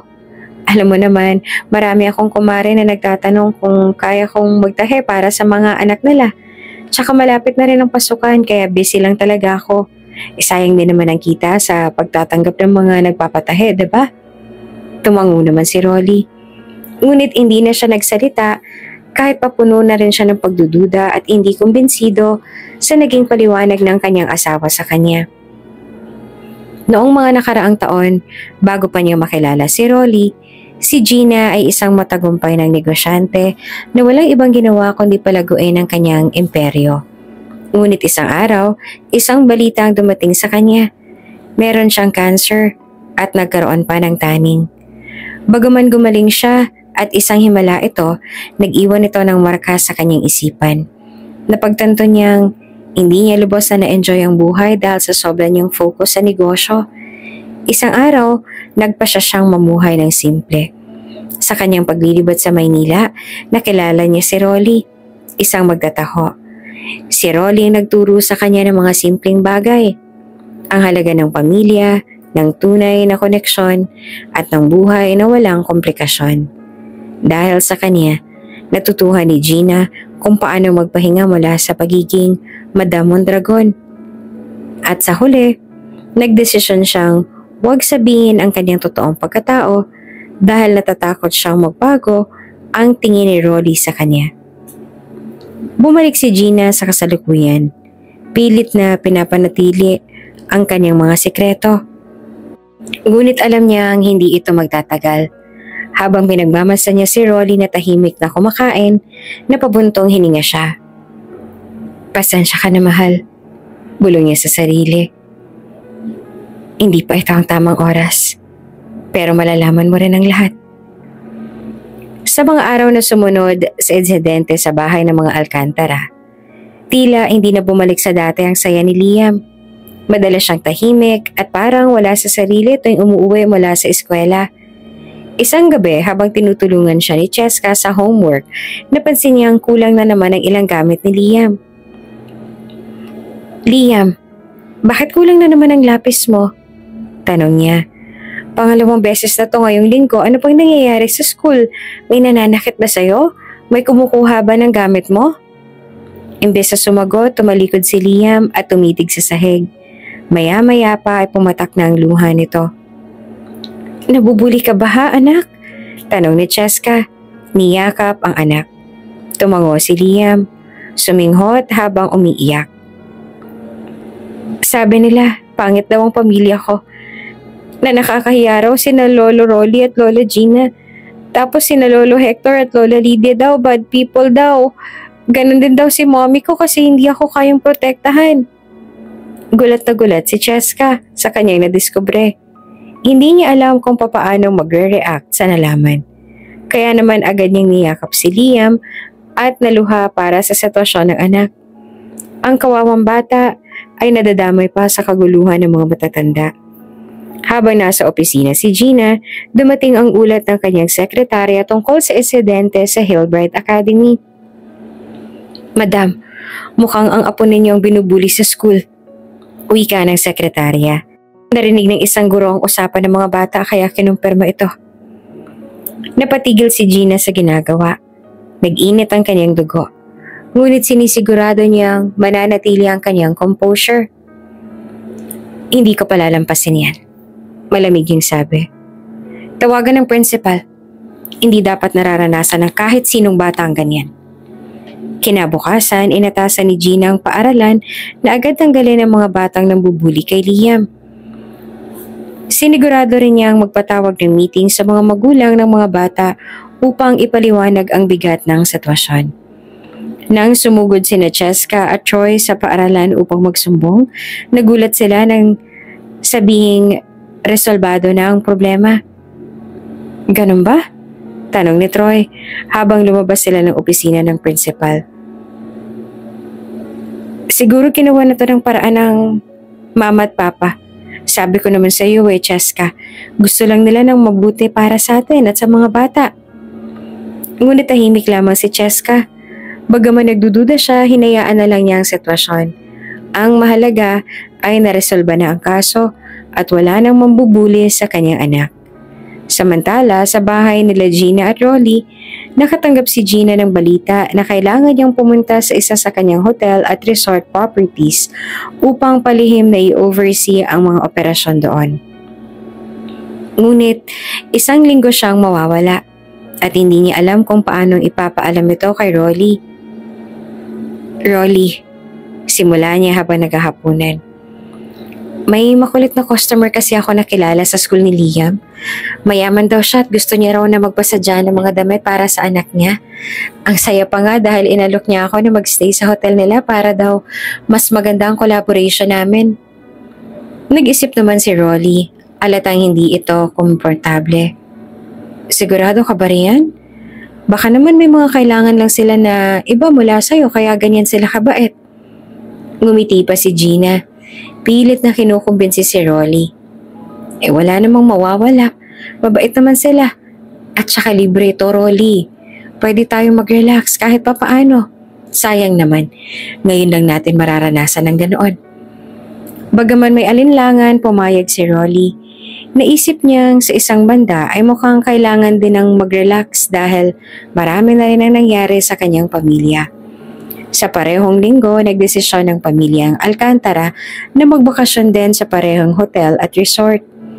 Bukod sa gusto nilang mag-relax, umaasa sila na magkaroon ng pagkakataong makausap ang mga executives ng hotel at mas mapalapit kay Madam Mondragon. Habang abala sina Hector at Lydia sa business meeting, nag-tantrums na naman si Liam. Gustong-gusto niyang mag-swimming, ngunit wala ni isa sa pamilya niya ang pumapansin sa kanya. Kaya noong walang nakatingin, tumakas siya tumungo sa poolside. Habang tumatalon-talon sa gilid ng pool, nadulas naman si Liam. Muntik na siyang mahulog nang biglang makita ni Gina at Rolly ang eksena mula sa malayo. "Rolly, tingnan mo yon, kamukhang-kamukha ng apo natin," sabi ni Gina, nakaramdam ng pangungulila. Pagtingin ni Rolly ng mas malapitan, nakumpirma niya. "Si Liam yan." Agad na tumakbo si Rolly papunta sa apo niya. Hinawakan siya ni Liam bago pa ito tuluyang mahulog sa pool. "Lolo Rolly!" sigaw ni Liam. Niyakap ang kanyang lolo habang umiiyak. Nagulat ang lahat sa ingay, lalo na sina Cheska at Troy na agad na tumakbo papunta sa poolside. "Liam, ano bang ginagawa mo?" Biglang napatigil si Cheska nang makita sina Gina at Rolly. "Tay, ano pong ginagawa niyo rito?" Napatingin si Gina kay Cheska. Nagtataka kung paanong ipapaliwanag ang sitwasyon. Sa kabila ng lahat, nakaramdam siya ng kakaibang saya na muling makita ang anak at apo sa hindi inaasahang pagkakataon. Habang yakap ni Rolly ang apo niyang si Liam, napansin naman ni Cheska kung gaanong kasaya ang anak sa piling ng lolo at tita Gina nito. "Tay, mabuti na lang at nandito kayo," wika ni Cheska. "Sobrang saya ni Liam, pati rin ako. Ang sarap makita kayo ulit. Napakasaya ko." Masaya silang nag-usap nang dumating sina Hector at Lydia. Pareho naman nakataas ang kilay at mayabang ang tindig. "Anong ginagawa ninyo rito?" bungad ni Lydia, halatang iritado. "Hindi kayo bagay sa ganitong klaseng lugar. At paano kayo nakapasok dito, ha?" "Mom, that's enough," pag-awat pa ni Troy sa mga magulang. "Halika na, Liam. We should enjoy your vacation," pagtawag ni Hector sa apo. Agad naman sumagot si Liam. Iyakap pa rin si Rolly. "No! I want to be with Lola Rolly and Lola Gina. Ayoko sa inyo."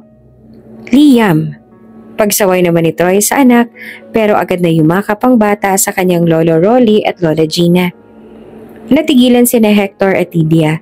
Wala silang magawa kundi hayaan si Liam na manatili sa kanyang lolo at lola.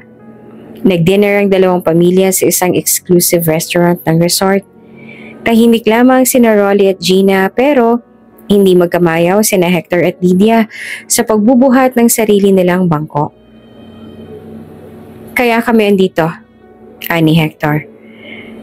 "Kasi malapit na naming makuha ang partnership kay Madam Mondragon.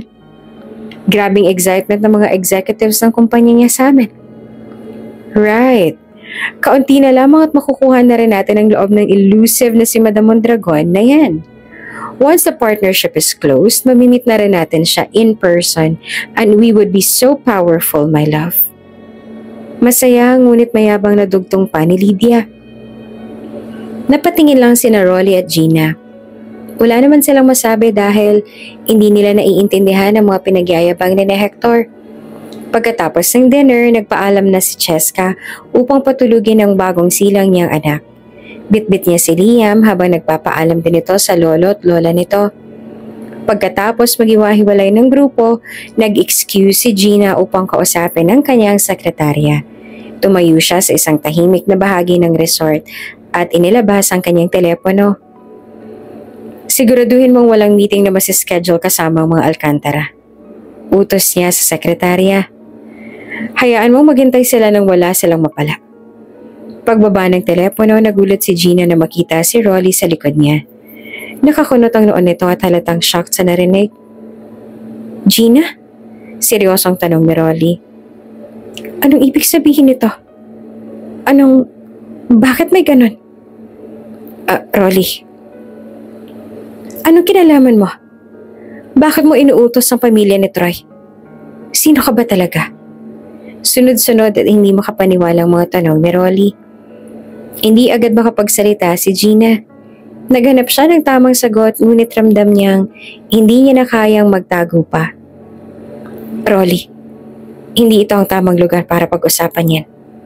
Pakiusap niya. Hindi, Gina. Giit ni Rolly. Gusto kong malaman ang totoo. Ngayon na.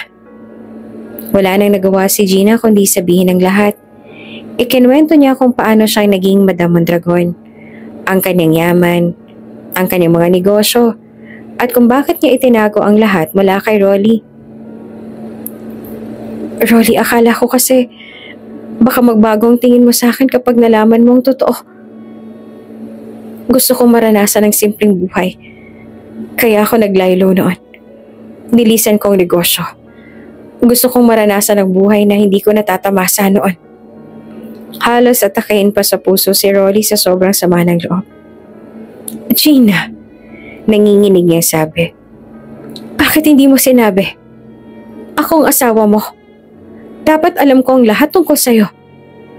Kaya pala sa tuwing nagtatanong ako noon tungkol sa pamilya mo, palagi kang umiiwas at iniiba ang usapan.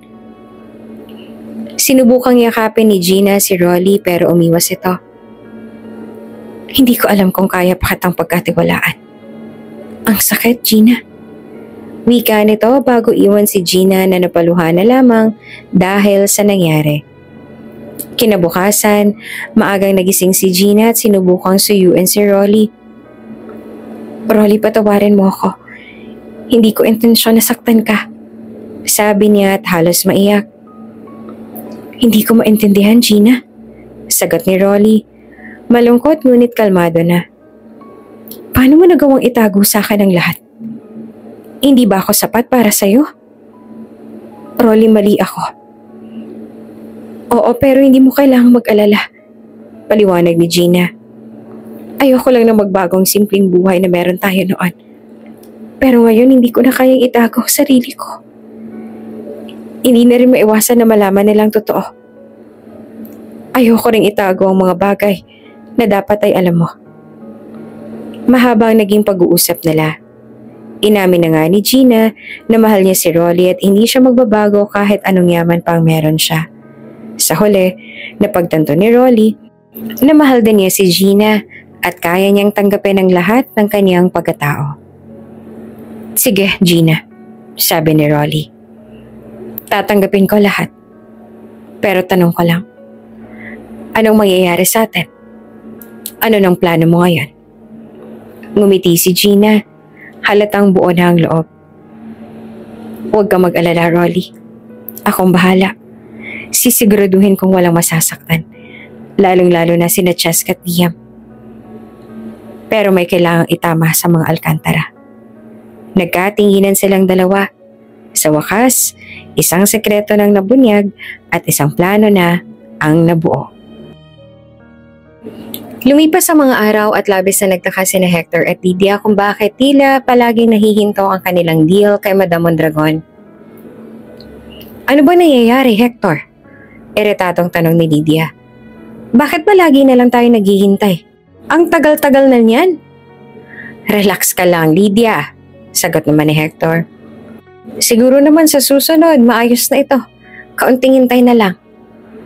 Hindi nagtagal nakatanggap sila ng notice mula sa kumpanya ni Madam Mondragon.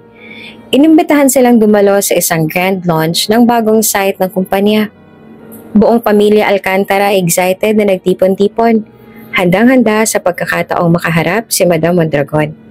Pagdating sa venue, namangha ang pamilya Alcantara sa ganda at ingranding disenyo ng gusali. Ngunit agad din napansin ni Hector at Lydia si Rolly, tila abala sa isang tabi. Ano ginagawa ng taho vendor na yun dito? Natatawang bulong ni Lydia. Nagbebenta ba siya ng taho? Narinig naman ni Cheska ang kanilang panlalait at hindi na rin nakapagtimpe. Mahiya naman kayo, mariin niyang sabi. Kapag narinig kayo ng ibang tao, sa tingin niyo makikipag-partner pa sa inyo si Madam Mondragon? Napailing si Lydia, pero hindi na sumagot. Maya-maya ay nagdim na ang ilaw. Isang boses mula sa entablado ang nagsalita. Ladies and gentlemen, we proudly welcome back the queen of the company, Madam Mondragon. Nagpalakpakan ng mga tao habang nagbulungan ng ilan sa excitement. Tumayo si Gina. Suot ang eleganteng gown at umakyat sa entablado. Ang kanyang presensya ay nag-uumapaw ng karisma at otoridad. Gulat na gulat ang mag-asawang sina Hector at Lydia. Gina? Halos sabay nilang bulalas. Hindi sila makapaniwala na ang simpleng asawang si Gina ay siya palang Madam Mondragon. Sa entablado nagsimula ng kanyang talumpati si Gina. Maraming salamat sa inyong lahat sa patuloy na suporta sa ating kumpanya. Panimula niya. Sa aking pagbabalik, nais kong linawin ng ilan sa mga bagay na mahalaga sa akin bilang pinuno ng kumpanyang ito. Nagkaroon ng tensyon sa hangin nang biglang mag-flash sa projector ang footage ng CCTV na nagpapakita nang itinulak ni Lydia si Rolly hanggang sa matapon ng tahon nito. Nagulat ang lahat. Nagbulungan ang mga tao habang nakatingin kay Hector at Lydia. Hindi ako tatanggap ng partners na hindi kayang igalang ang asawa ko. Madiing sabi ni Gina. Ang mga taong ganyan ay walang lugar sa aking kumpanya. Hindi ko papayagang dumihan ng ganitong klaseng mga tao ang negosyong pinaghirapan ko. I won't let them ruin the empire that I built from the ground up. Labis na napahiya si Hector at Lydia. Hindi totoo yan. The video is fake. Gina naman, para namang hindi tayo magbalae. Tiningnan lang sila ni Gina. Ilang sandali pa, nilapitan sila ng mga gwardya at pinalabas sa venue. Hindi niyo ako pwedeng itapon dito. Hindi ito matatapos dito. Hysterical na sigaw ni Lydia habang hinahatak siya palayo. Pero walang nakinig sa kanila. Pagkatapos ng komosyon, bumalik sa kanilang opisina sina Gina, Rolly at Cheska. Hindi pa rin makapaniwala si Cheska sa mga nangyari. Ipinaliwanag ng maigi ni Rolly ang lahat sa kanyang anak. Nang marinig ang buong kwento, napaluhan na lamang si Cheska. Tay, Tita Gina, hindi ko alam, sabit niya. Ang daming nangyari at ang daming beses ko kayo nasaktan. Patawarin niyo ako. Nilapitan siya ni Rolly at niyakap. Anak, tapos na yon. Ang mahalaga ay magkakasama na tayo ulit. Sumingit pa si Gina. Oo, Cheska. Hindi na mahalaga ang nakaraan. Ang mahalaga ay maayos na ang lahat ngayon. At laging bukas ang puso namin para sa'yo. At sa mga anak mo, syempre. Sa wakas ay tila natultukan ng tensyon sa pamilya. Habang nagmamasid sina Gina at Rolly mula sa opisina, nakita naman nila ang masayang paglalaro ni Liam sa hardin ng building kasama ang ibang bata. Gina, salamat wika ni Rolly. Ang dami nating pinagdaanan. Pero nandito pa rin tayo. Ngumiti si Gina at hinawakan ang kamay ni Rolly. Rolly, ang importante ay buo tayo. At alam ko, mas maliwanag ang hinaharap natin. Sa mga sandaling yon, muling nanumbalik ang tunay na kahulugan ng pamilya para kay Gina, Rolly at Cheska. Nag-uumapaw ang galit ni Troy nang malaman niyang napahiya ang kanyang mga magulang sa event na kumpanya ni Gina. Kita mo na, Cheska? Napahiya ng buong pamilya ko dahil sa tatay mo sa tiyahin mong sinungaling. Sigaw niya habang umiinom ng alak.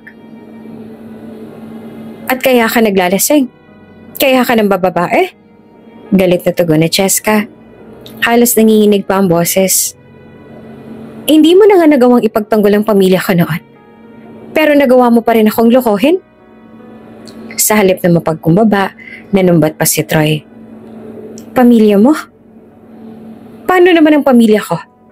Mas napahiya sila. Ang kapal ng mukha mo magsalita, Cheska. Galit na galit si Cheska. Makapal ang mukha? Ikaw ang makapal ang mukha. Napakasalbahe mo, Troy. Nang marinig iyon, nagpanting ang tenga ni Troy at hindi na nakapagpigil.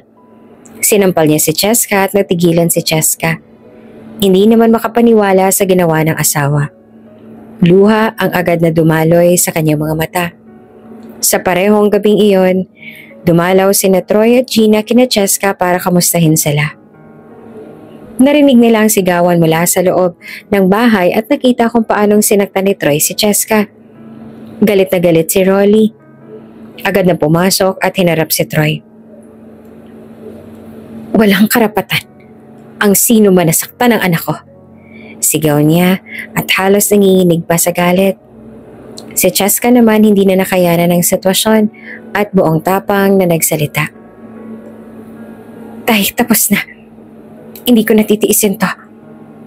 Ayoko nang ituloy yung pagpapakasal ko kay Troy. Tama na. Kinuha ni Cheska si Liam at ang kanyang baby. Umiiyak man, sumama siya kina Rolly at Gina, tuluyan ang iniwan si Troy. Habang nagpapahinga sa bahay na Rolly at Gina, ramdam nila ang bigat ng sitwasyong pinagdadaanan ni Cheska bilang isang bagong single mom. Anak, andito kami ni Gina para tulungan ka, sabi ni Rolly, yakap ang anak na umiiyak. Oo, Cheska, dagdag pa ni Gina. Hindi ka namin pababayaan. Isa kang malakas na babae at makakabangon ka rito. Kaya mong magpakatatag para sa mga anak mo, kay Liam at sa baby Jewel mo. Maraming salamat, Tay. Tita Gina, hindi ko alam kung kaya ko nga talaga pero kailangan. Masyado rin naging matagal ang pagtitiis ko sa pamilya ni Troy. Sa tingin ko rin naman, tama ang naging desisyon ko. Hindi lamang para sa akin, kundi para na rin lalo sa mga anak ko. Mapagkumbabang wika naman ni Cheska. Mula noon, sinigurado ni na Rolly at Gina na maibigay ang lahat ng suporta kay Cheska. Hindi nagtagal, naging mas malapit si Cheska kay Gina. Isang gabi habang natutulog ng mga bata, nagkaroon ng pagkakataon sina Gina at Cheska na magkwentuhan. Tita Gina, panimula ni Cheska, nakangiti pero may bakas ng lungkot. Masaya ako kasi dumating ka sa buhay namin. Kung tutuusin, galit pa ako sa'yo noon. Pero ngayon, sobrang thankful ako. Hinawakan ni Gina ang kamay ni Cheska. Cheska, hindi rin madali para sa akin. Pero masaya ako na nakahanap ako ng pamilya sa inyo. Napabuntong hininga pa si Cheska. Alam mo, Tita Gina, may secret nga ako eh. Matagal ko nang hinahanap ang biological mom ko. Hindi ko lang masabi kay tatay kasi baka magtampo siya. Nagulat si Gina. Hinahanap mo siya? Kamusta naman? Sa tingin ko malapit na, sagot ni Cheska. May natuntun ho akong adoption house sa pinanggalingan ko. Ang problema lang nasunog yun noon kaya limitado ang records. Bigla nilang narinig ang baby monitor na pag-iyak ng baby ni Cheska. Ako na, Tita Gina, sabi ni Cheska at tumayo na para puntahan ang anak. Habang umalis si Cheska, napansin naman ni Gina ang isang maliit na balat sa tagiliran ng dalaga. Napatigil si Gina. Nanlamig at tila kinilabutan. Hindi maaari, bulong niya sa sarili. Habang papalayo si Cheska, hindi maalis ni Gina ang tingin niya sa anak-anakan. Tila nabuhay ang isang alaala na matagal niya nang sinikap kalimutan. Agad na iniutos si Gina sa kanyang sekretarya na imbestigahan ang buong nakaraan ni Cheska.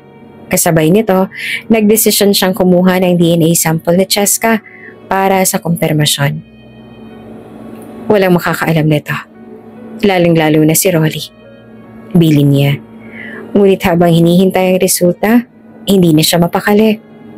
Nang siya'y mapag-isa, tumakbo sa isip ni Gina ang isang panahon ng kanyang buhay na pilit niyang ibinoon sa limot. Bagong panganak pa lamang siya noon, ngunit lubog sa depresyon matapos siyang iwan ng ama ng kanyang anak. Pinilit niyang magtrabaho kahit hirap na hirap. Sa loob ng adoption house, nagtanong ang madre sa kanya. Sigurado ka ba sa desisyon mo, Iha? Iiwan mo ang bata gayong bagong panganak ka pa lamang? Hawak ni Gina ang kanyang sanggol. Luhaan pero pilit na pinatatatag ang loob. Oo, sister. Hindi ko siya kayang buhayin ngayon pero babalikan ko siya. Nangangako ako. Babalikan ko siya kapag kaya ko na. Pakiusap lang. Kayo na munang bahala sa kanya. Please. Masakit man ay iniwan ni Gina ang anak. Lumabas siya ng ampunan at halos walang direksyon. Habang naglalakad, isang binata na nagbebenta ng taho ang lumapit sa kanya. Taho po, ma'am. Bili na kayo. Alok nito. Ngunit mabilis siyang tumanggi. Pasensya na, wala akong pera. Nagmamadali niyang wika habang siya'y lumuluha at tumatakbo palayo. Ang binatang yon ay si Rolly. Binata pa noon at simpleng naghahanap buhay bilang isang hamak na magtataho. Kilala na rin ng mga taga-bahay ampunan dahil lagi siyang nagtitinda sa labas nito. Simula noon nagtuloy-tuloy na si Gina sa pagsusumikap. Nagtrabaho siya ng walang humpay. Nagsimula bilang isang ordinaryong manggagawa at na-promote hanggang sa maging bisor. Ngunit na makabalik siya sa ampunan para balikan ang anak, nasira na ito. Nasunog at nagkawatak-watak ang mga madre at mga bata. Ano nangyari dito? Tanong niya sa isang taga roon. Halos hindi makapaniwala. Nasunog yan, ilang taon nang nakalipas, miss. Lahat ng mga bata nilipat kung saan-saan. Hindi ba nakarating sa iyong balita? Napaluhod at pumalahaw na lamang ng iyak si Gina. Huli na. Kung kailan kaya niya na, hindi niya nagawang balikan ang kanyang anak. Hindi na matutunto ni Gina ang kanyang anak sa paglipas ng panahon kahit ano pang gawin niya. Sa sakit at lungkot, ipinangako niya sa sarili na magsisika pa siya lalo. Umaasang baka isang araw ay mag-cruise muli ang kanilang mga landas. Itinuloy ni Gina ang kanyang negosyo at ginawa itong layunin ng kanyang buhay. Hindi na siya nag-asawa o nagkaanak hanggang sa makilala niya si Rolly. Habang abala si Gina sa pag-alam ng katotohanan, si Cheska naman ay nagpa siya ring puntahan ng adoption house kung saan siya nanggaling. Pagdating niya roon, nagulat siya dahil ibang-iba na ang itsura nito. Renovated at modern ang ampunan na kailan lamang muling itinayo. Nagpakilala siya sa reception. Ako po si Cheska, isa po akong dating ampon dito. Anak po ako ni Rolly, iyong magtataho po. Wika niya. Nakangiti naman ang receptionist pero halatang kalituhan. Hindi kita kilala, iha, pero dadaling kita sa madre na matagal na rito, ha? Baka siyang makakaalala sa'yo.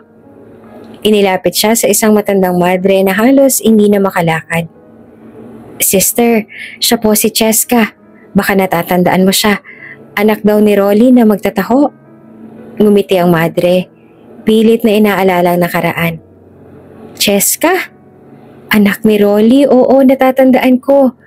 Ay kaawaan ka nawa ng Diyos. Masaya niyang wika nang magmano si Cheska sa kanya. Laking tuwa naman ni Cheska.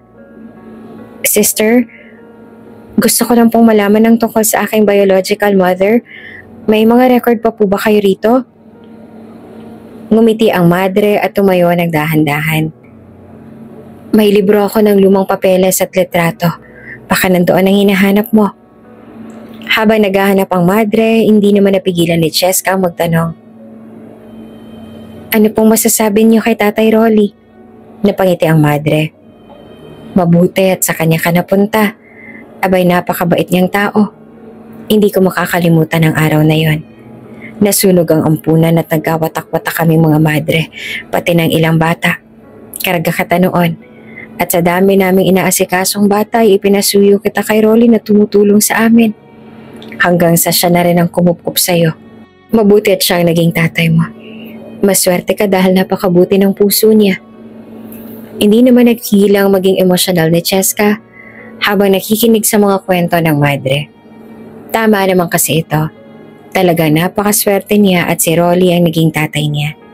Habang binubuklat ang libro, itinuro ng madre ang isang lumang larawan. Ito ang litrato ng taong nagdala sa'yo rito, Cheska. Kinuha ni Cheska ang litrato at nang makita niya ito, tila tumigil ang mundo niya. Nakilala niya ang babae sa larawan. Si Gina. Dumating na ang araw na kinatatakutan ni Gina.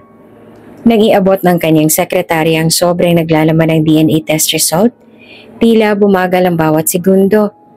Humingi siya ng malalim at dahan-dahang binuksan ang sobre.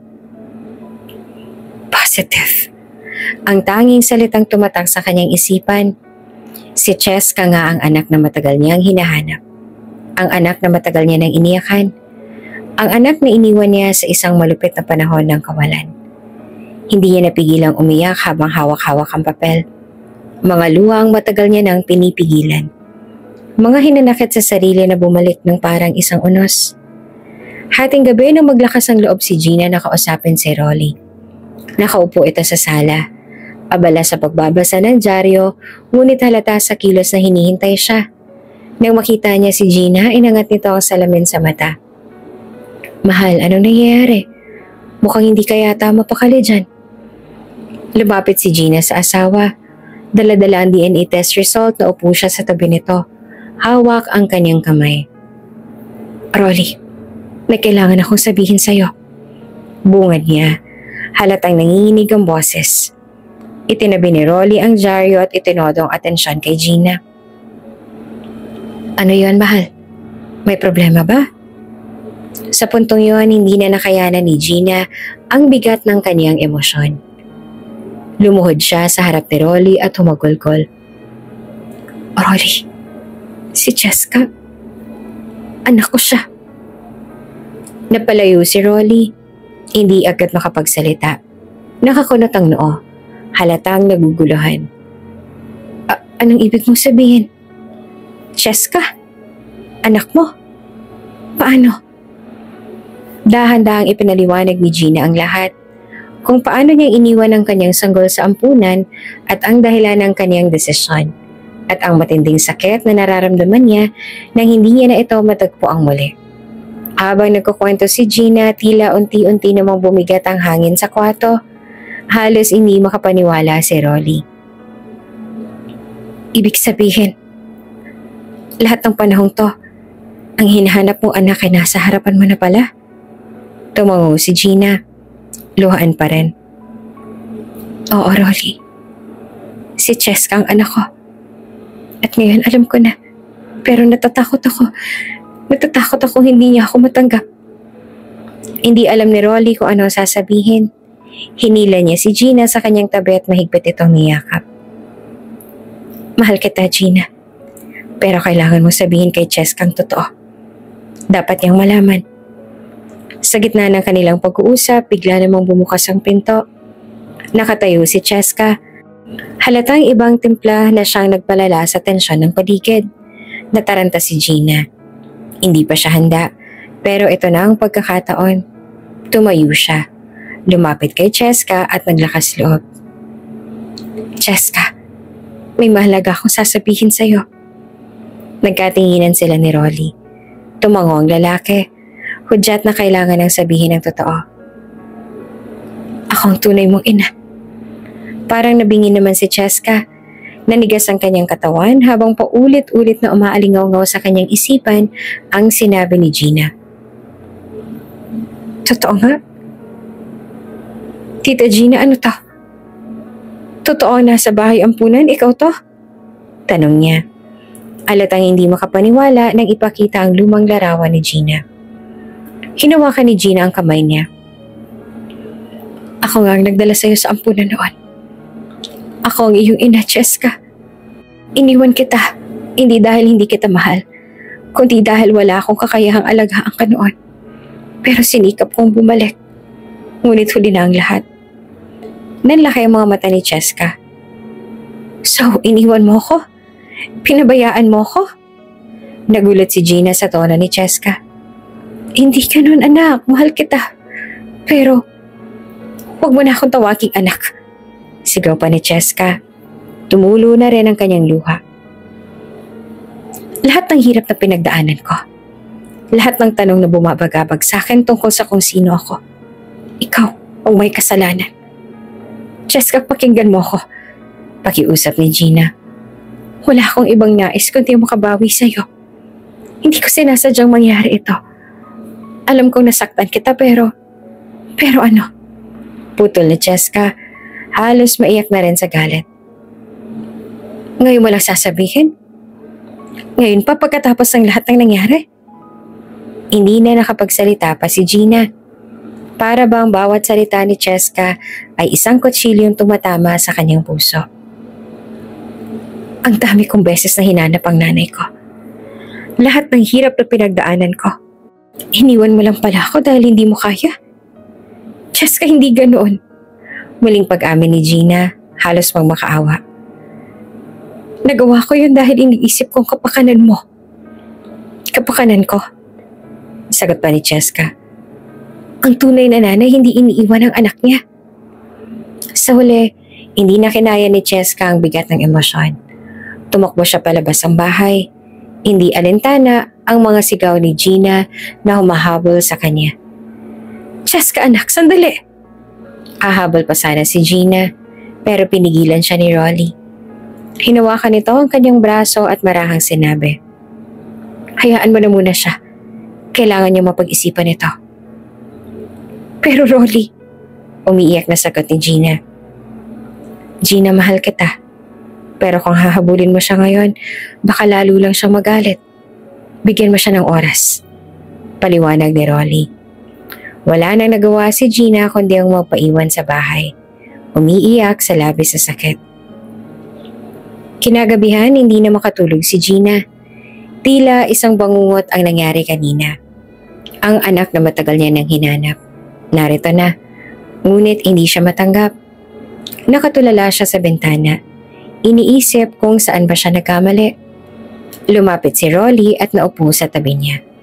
Hinawakan nito ang kanyang kamay at tahimik na sinabi, Mahal, mahalaga si Cheska sa'yo. Alam ko na kaya mo tong tanggapin. Pero bigyan mo siya ng oras. At huwag kang susuko. Napahagulhol si Gina. Maigpit na niyakap si Rolly. Sa kabila ng sakit, nangako siya sa sariling, hindi ko siya susukuan. Gagawin kong lahat para maibalik ang relasyon namin bilang mag-ina. Habang si Gina ay emosyonal, si Cheska naman ay nagkulong sa kanyang kwarto. Pilit na nilalabanan ang mga emosyon na hindi niya maunawaan. Sa kabila ng galit, may bahagi sa kanyang puso na naguguluhan. Sa nagtatangkang intindihin ang desisyon ng kanyang ina. Isang bagong yugto ang nagsimula sa buhay nila. Puno ng sakit, ngunit puno rin ng pag-asa. Ang tanong, mapapatawad kaya ni Cheska si Gina? Hindi naging madali ang mga sumunod na araw para kina Gina at Cheska.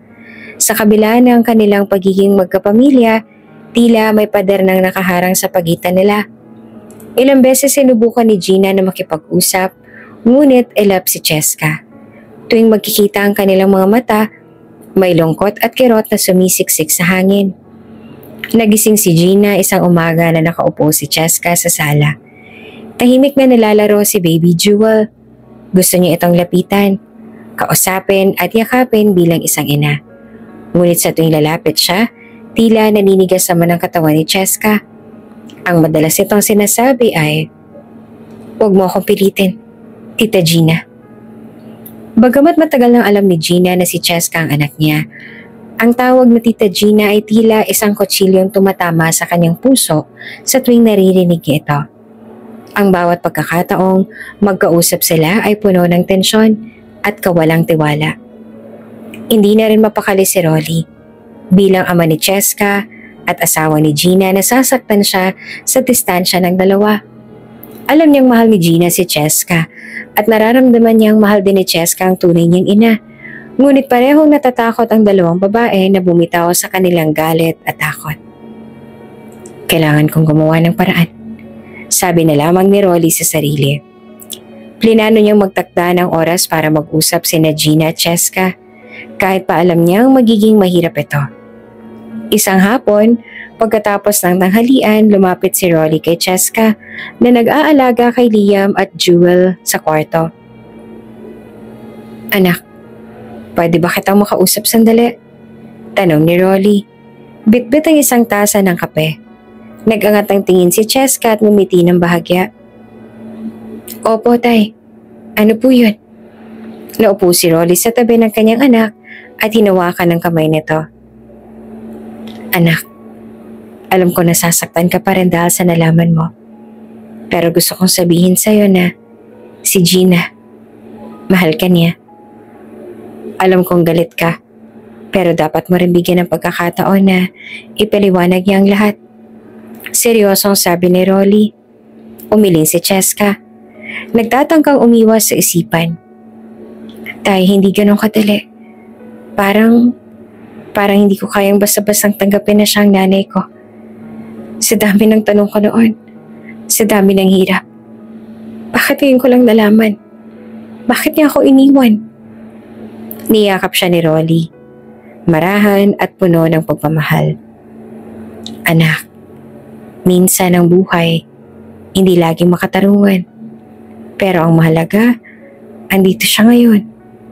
Huwag mo hayaan na masayang ang pagkakataon yung dalawa. Hindi naman agad sumagot si Cheska. Nagbuntong hininga siya at napaluhod sa harap ni Liam at Jewel na naglalaro. Ilang sandali lang pumasok si Gina sa kwarto na halatang nag-aalangan. Tinawag siya ni Rolly mula sa sala. Gina, kailangan na ninyong mag-usap ni Cheska. Ito na ang tamang oras. Mahinang sabi ni Rolly. Kahit kinakabahan tumango si Gina.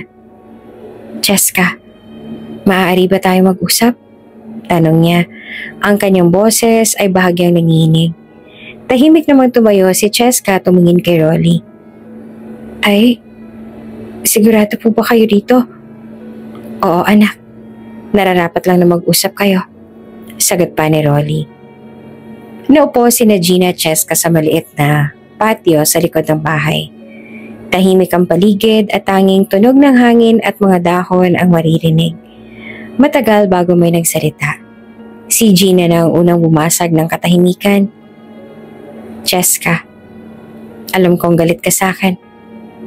Pero sana bigyan mo ako ng pagkakataon na ipaliwanag ang lahat. Hindi tumingin si Cheska. Ano bang dapat ipaliwanag? Inabandona mo ako. Sa dami ng gabing umiiyak ako. Nagtataka ako kung sino ang nanay ko. Kung nasan ka noon. Napaluha si Gina sa mga salitang yan. Tama ka. Iniwan kita. Pero hindi iyon dahil hindi kita mahal. Cheska ng mga panahong yun, hindi ko alam kung paano ako mabubuhay. Iniwan din ako ng tatay mo. Wala akong kakayanang alagaan ka. Lumingon si Cheska. Ang kanyang mga mata ay puno ng lungkot at galit. Pero kung talagang mahal mo ko, bakit hindi mo ko binalikan? Huminga ng malalim si Gina. Pilit na pinipigilan ang paghikbi. Sinubukan kong bumalik anak. Nangako ko sa sarili ko na babalikan kita. Pero noong bumalik ako sa ampunan na sunog na ito, walang bakas kung saan ka napunta. Sinisi ko ang sarili ko noon sa pagkawala mo.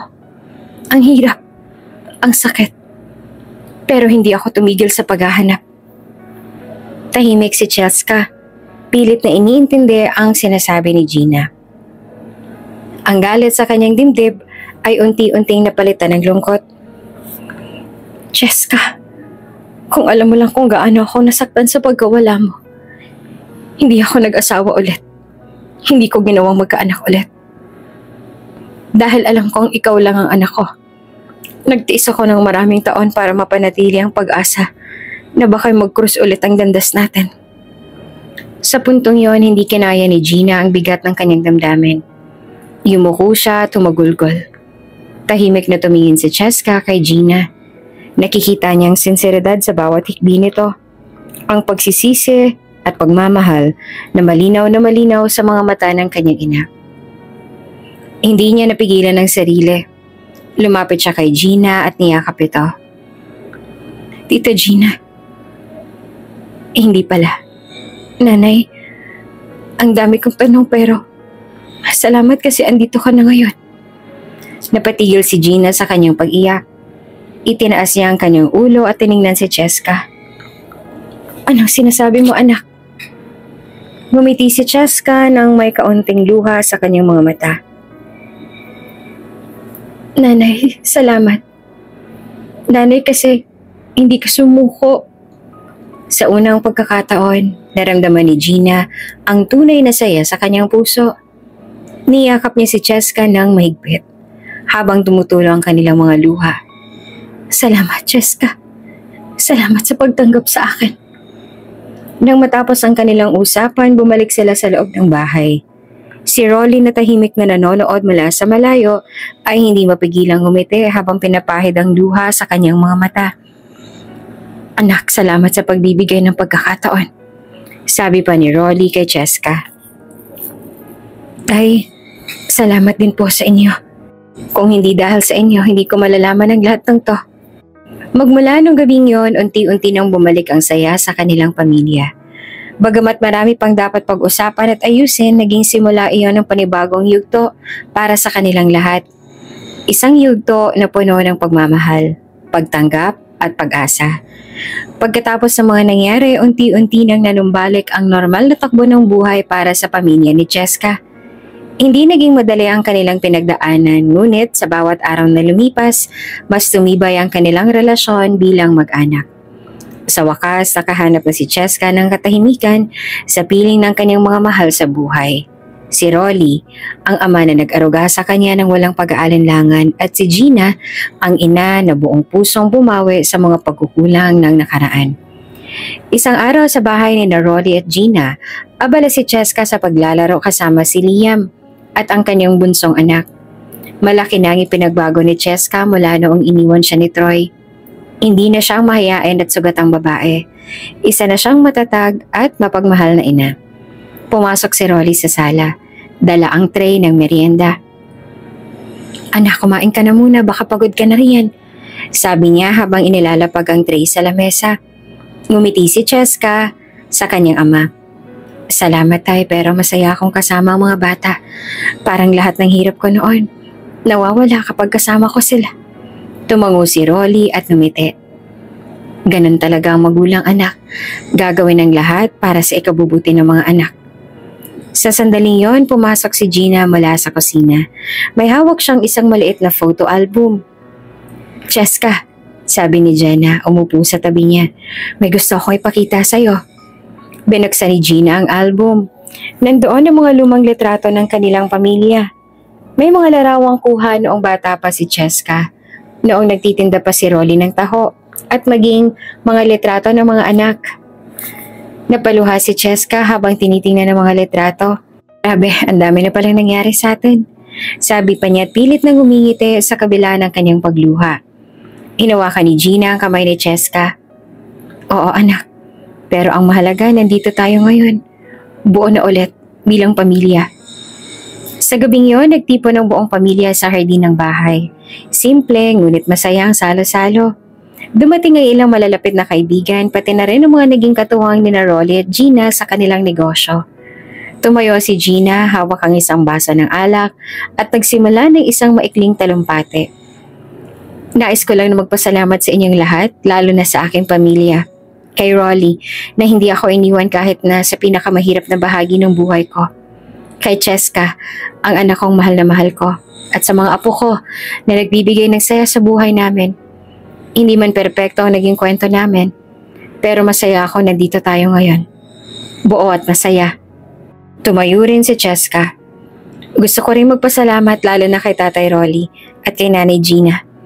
Maraming taon ako nagtanim ng galit at tanong sa puso ko.